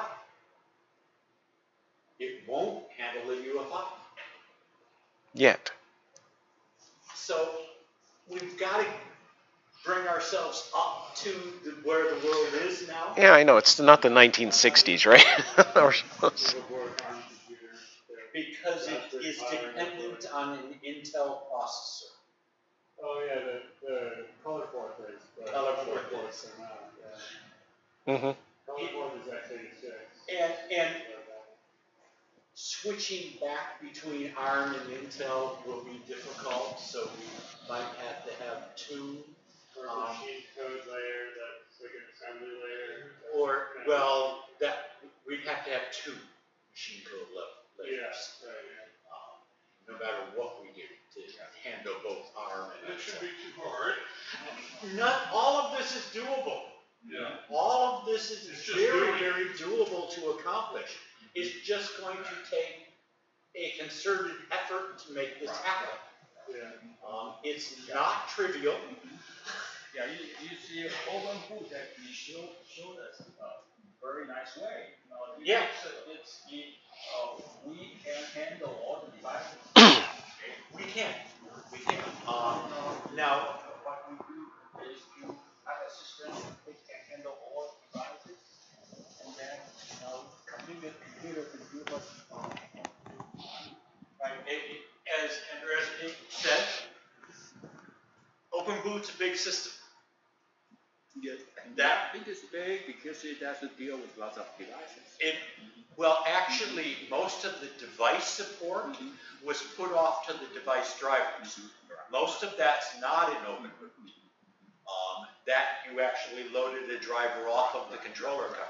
Yeah, it's bigger than I expected when I went through the source code. It's a big monster and got much bigger as we handled more and more. In fact, we could not fit the entire thing into one bootload, into one system. Yeah. One of the things I did at Apple, one of the last things I did at Apple, was make it so that I could configure it for a specific model. Yeah. Because it got too big. Okay, well, moving on. Yes. We could go into the psychology of Open Boot at another time. So, talking about persistence. After doing a little research, only found some basic articles and some really interesting just information that Dennis has already talked about is creating Casper, and it partition, and it has to be formatted ext2 or later. There's the problem. Yes. See, these are little key nuggets that you end up finding because I was trying to create my own Casper, partition, and I didn't set it up at this. I set it up as actually FAT32, which you have to do for UEFI. Right, but this is not part of UEFI. It's part of when Linux boots up. It's going to recognize this partition, so you can actually write. It has to be happening real early in the kernel. And what's really neat is the latest live CD, let's say of Linux Mint 18.3 that's out, actually which I unfortunately destroyed trying to repartition this poor little USB, had Casper as part of its source directories in the root. Yes, that's the other option. You No. either use a partition. No. It had Casper as part of the live distro. Yeah. So that tells me if I actually didn't mess up this, and partitioned it properly, and set set it up where I leave enough for that Casper partition, and then format it properly using gparted within the live distro or live Linux, right, or Linux Mint, then I could have created my own persistent partition instead of destroying it. You would think. Yeah. I haven't succeeded. Well, I just had an epiphany about that because I never looked at the root of my thing till I killed it. So, anyhow, but obviously ext2 Casper read-write partition seems necessary, right? So, and there are different tools you'll see that he notes in this on their forum, which I've made notes of the two different articles that I found this in. So they use the MKE2FS, also the GenX2FS, to create the partition. So something you might want to look at. So, yeah. So this general issues and complaints about creating any of these USB bootable type sticks is incompatible images. And these are just examples that John was mentioning earlier. Incompatible images? Yes. Whether it be ISOs, because a lot of these guys actually, if you look on the Kaspersky one, he noted that through their security, through obscurity, they kind of mucked with it a little bit, and he had problems with earlier versions of his software. Whereas, and you might have other issues in using other tools, and you could get similar results depending upon who created the ISO to begin with. You can still use Kaspersky. It's an example. Well, it's actually the rescue disk is totally different than their software. Okay. Their AV software. Okay. By the way. They're frowned on these days. Well, I could tell you stories about other stuff, but we're not going to go into that. Okay, problematic images is another topic. So we have issues with disk I/O. When it's creating the I/O channels, when you're booting up under certain conditions that you could run into, which are noted here. It's nothing. These problems actually have already been dealt with this particular version, because he's only referencing 2.10, which we're on already 2.18. So probably some of these don't actually even matter anymore. Continue on is incompatible hardware to take into consideration. Certain USB sticks, whether they be 2 or 3, could be problematic depending upon the image software or the USB software that you're using to write out to, or whether it's Linux or Windows based, to write your image out to USB. There are some controllers inside the USB sticks that may be, non-conforming, and they don't talk well. Also, if you have certain software on your system, you could run into problems where it will kind of like take control of the USB stick. And so when you're trying to write out using some of these tools, that they'll interfere with it. So those are things to kind of keep in mind when you're doing this on your work system and you've got tons of software running about and something isn't working. It could be an incompatible piece of software with that USB writing tool. So keep in mind those other options. Here are some ISO tools that you can download for testing. These are probably the most popular out there, which everybody I'm sure probably remembers and knows what all these are already. Also, some of the file manipulation tools. So like your SysLinux, there's another organization that has taken up the SysLinux, and so this will actually bump you to their new site. So there's somebody else that's actually maintaining that project now. And then of course Grub2Win, MSSys from SourceForge, and then of course E2FS on SourceForge as well. And that's pretty much it for that.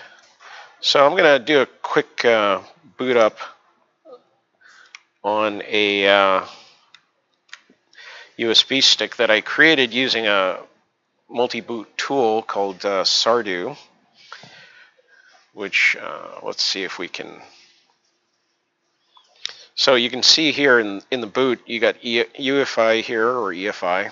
You got gparted, hirins, ISO Linux is just your part of your boot. The Sardu menu. I got Puppy Linux on here as well.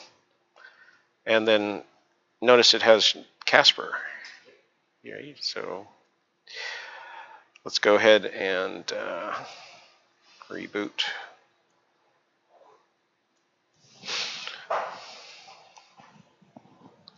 We'll see if this hopefully shows the booting process here.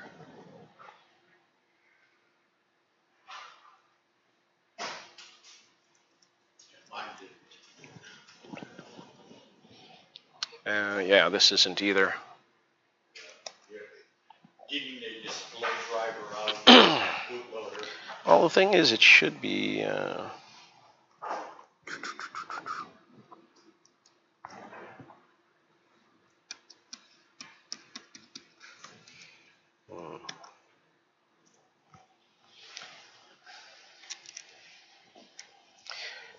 mean, the laptop technically should be doing this.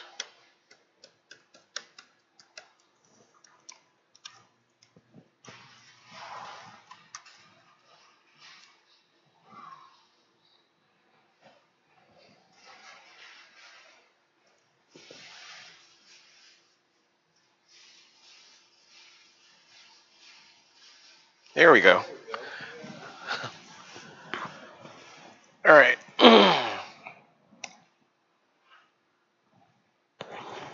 So this is the menu here. Obviously, you have your standard grub tools that they provide. And you can also boot into FreeDOS, which, you know, if you want, you can probably run Forth in there, or color Forth at least, since it's minimal. You got utilities. So this is what I've loaded on here. And you can actually, in this, you can create the menus to where your particular ISO goes into. So, got Puppy Linux, menu for Windows.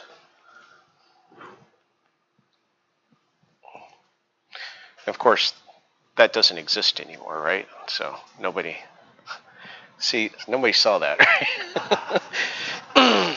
You showed it. Oh, okay. So let's actually go back here.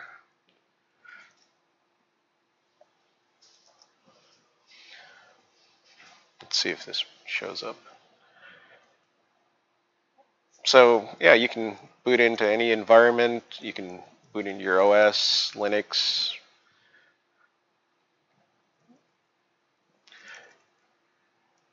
Go into Grub, so forth. I'm sure everybody's probably seen this before. I think it's right. No, CD, reboot. There we go.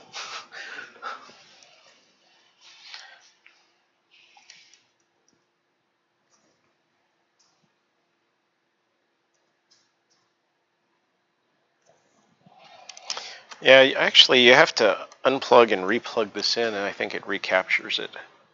It's the only way I got it to come up. And then you switch video on your hotkeys, and there we go. That's it.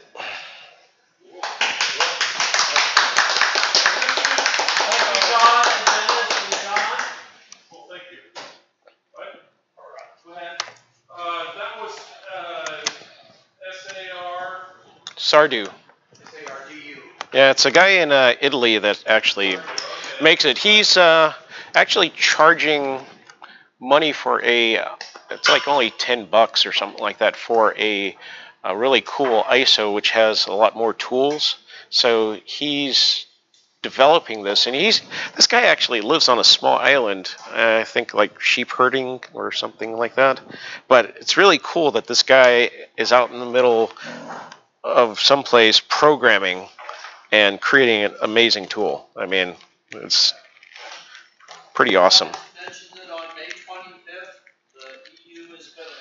start enforcing this thing called GDPR, as I understand it, privacy rules, and it's going to basically switch off who is, because who is apparently divulges things without permission about your individual registrants for the interwebs.